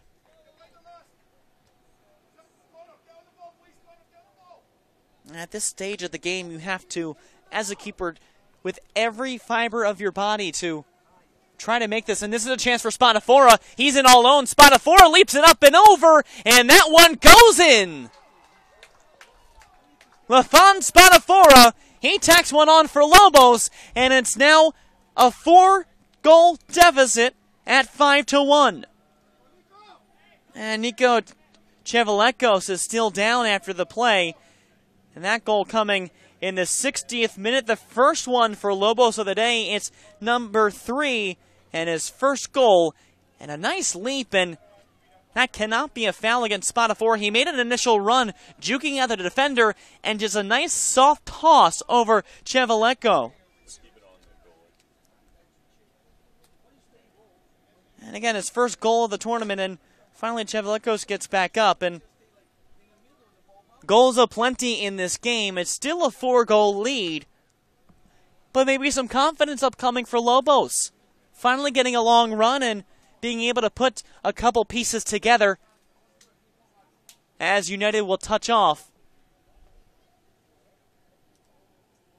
And within the final 10 minutes of this game, a 5-1 lead for United. And finally the first strike goes in for goal for Lobos. And Spatafora, who made the initial goal, was racing in to try to cut off Chevalekos. Maybe tack on a second with some confidence. Chi moves it right to Alonzo Millsap, and off to the near side it goes. And Chi, a desperate effort also to get the ball in his team's favor, and Harry Ward will prepare to check back in once again for United. Throw-in coming, goes all the way to Reyes, and a header for Rodriguez, looking for a through ball up the middle. And still play is lively for United, but Lobos has possession currently up the near wing. Keeping it in play. Feed up for Blaisdell. Up toward the corner flag, Blaisdell, crossover. Going towards the touchline, and that's blocked away by the defender, and now it's going to be a corner kick upcoming for Lobos. It's the second corner of the half, and now they're tied overall 3-3 in cornering attempts. This one to be taken by Kyle Heinz. The near corner flag, the cross inside. Cleared out by Millsap, and it'll go out for a throw-in, and Lobos is going to rush to throw this one back in. Substitutes coming on. And we'll remind you once again that the 2014 U.S. Youth Soccer National Championships brought to you in part by Wilson Trophy Company, the official awards, medals, and pin supplier of U.S. Youth Soccer, by the NSCAA, a proud partner of U.S. Youth Soccer, and by Major League Soccer. U.S. Youth Soccer is the official grassroots partner of the MLS. Couple players coming off, and Andres Perez and Ryan Fierro, who've been on all game, and Spadafora trying to keep the play alive, still inside the 18-yard box. Spadafora still centering it in front and taken away, still alive in the 18, and finally cleared away by United.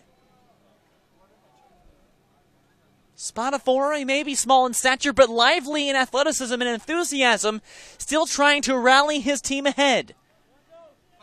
Waiting as the center striker, and ball coming down to the near side in Austin Rodriguez. Up for Reyes, trying to turn and make the run. Ball almost turned over once again to United, and it's been poor play along the back line of Lobos that's made a lot of the differences. A couple key turnovers, not many resulting in goals, but still a number of chances for United, especially in the second half, as it's Spadafora all alone by himself against Elizalde. Spadafora still muscling through and finally cleared away, picked up on the far side by Justin Matroni. Now Matroni trying to center it in front and brought back out to the near side. A poke in front. Here's a chance for Lobos. Here's Chi with a shot. Oh, that one just a couple inches wide right of the post.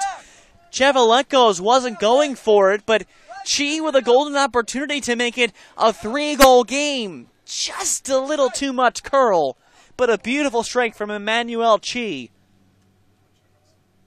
As Nico Chevalekos will come out for the goal kick once again, reaching up toward the 65th minute of this match, and still a 5-1 lead for United. It's been all United all game long, but the lone lead chance for Lathan Spadafora made it a 4-goal game, but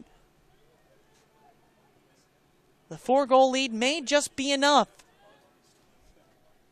Just about 5 minutes away from added time.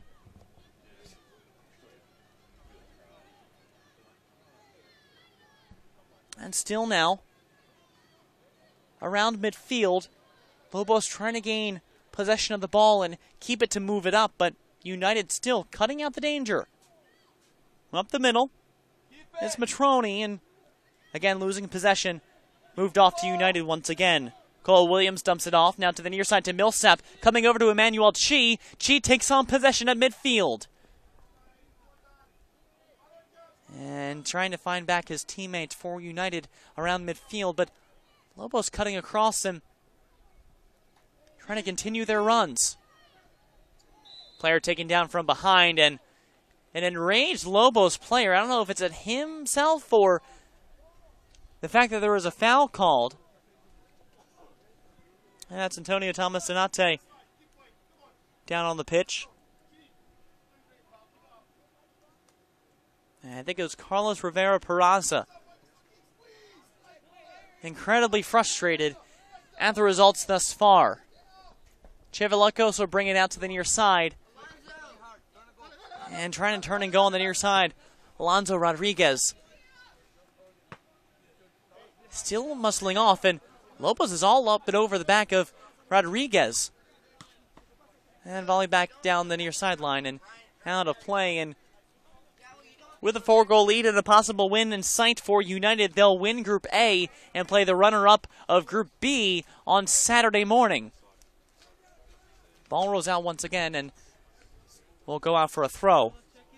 We'll have a total of 7 points and 8 goals for and 3 against if this result holds. Still another chance coming out for Rodriguez, centering for Carlos Reyes. To the far side, to Donate, to Reyes.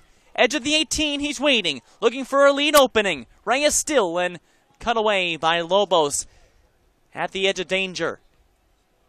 Milshat tries to trap it. And a run, Emmanuel Chi sends Spadafora running long, trying to get through the defense, but sandwiched on his way in, and Nico Chevalekos will recover. Out to the near side. And comes a turn and go once again from Austin Rodriguez. Toward the corner, Rodriguez has some players in front, including Reyes. Rodriguez has to cut back, tripped up by the defender along the way. The centering chance in front, and Reyes went up for it, and he couldn't connect with it. And a bit of a shove in the box, and there's going to be foul inside, and there's going to have to be a look at the defenseman. Reyes with the shove after the play was already committed. And for the third time in this game, poor Trent McClough still just limping around all through the back line. It's the third time he's come up limping, and that can't be good for him on the final day of play from round robin play.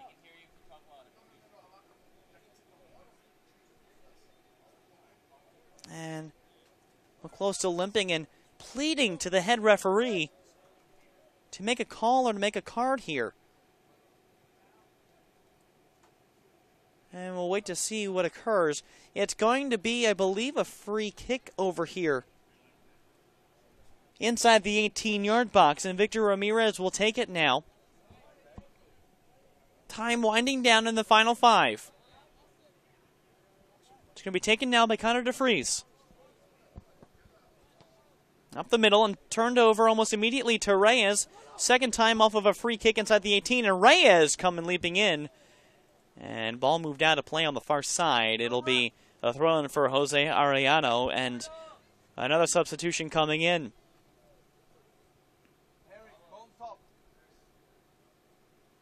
Trotting off the field will be Carlos Reyes. A handful of opportunities for the striker, and just unfortunately, he really just couldn't connect overall. Has to come off, and that'll probably be the end of his day for Reyes.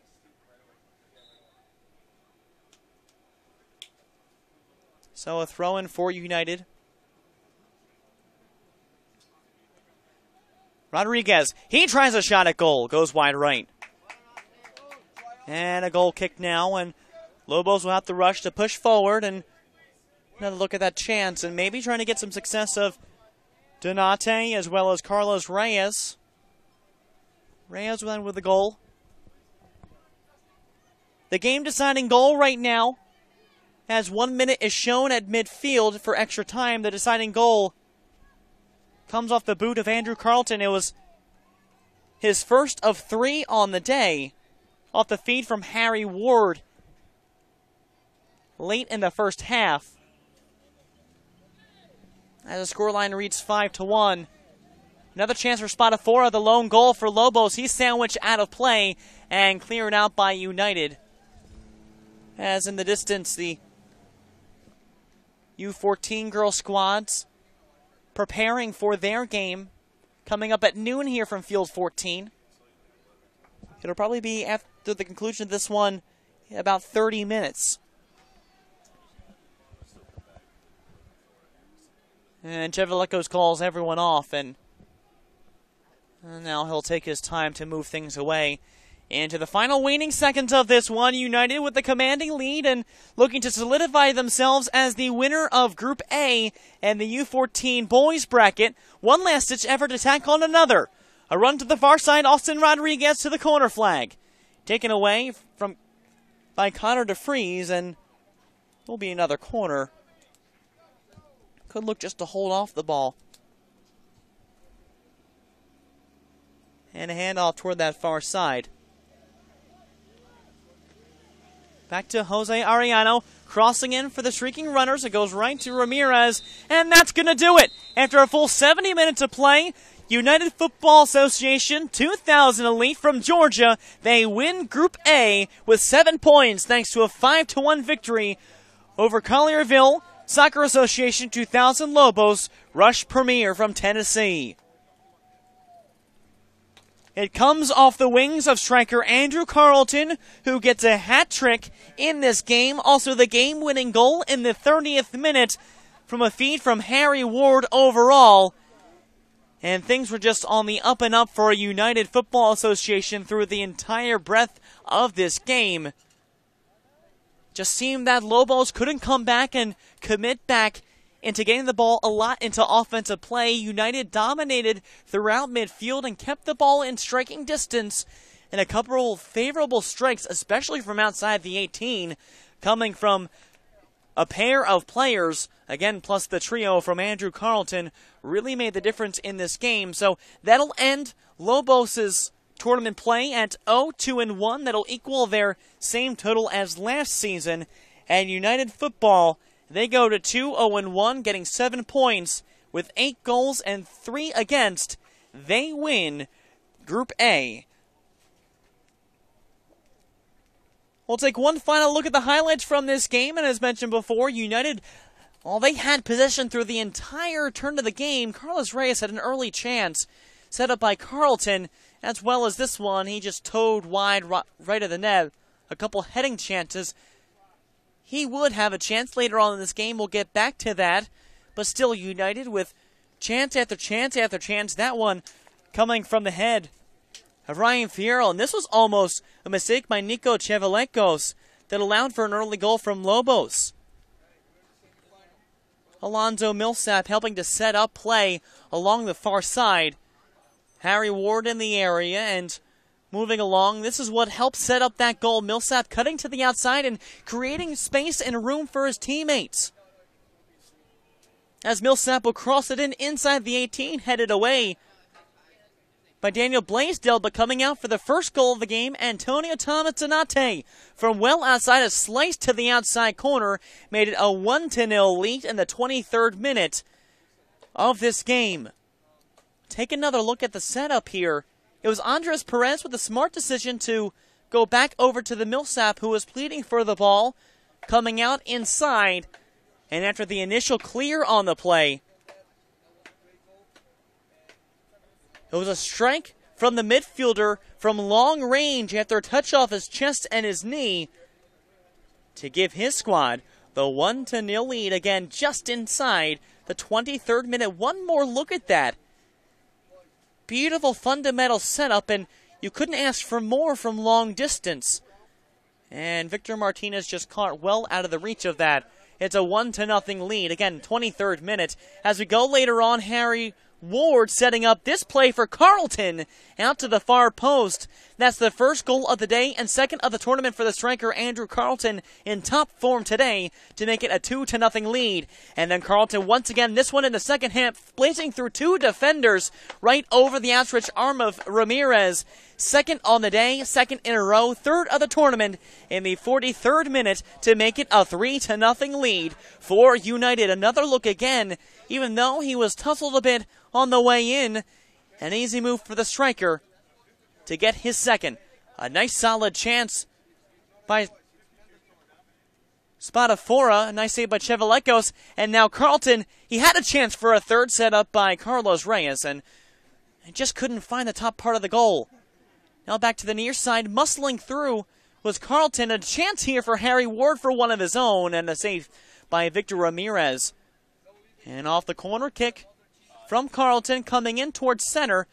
It bounces out for Alonzo Millsap, feeding it back toward Carlton.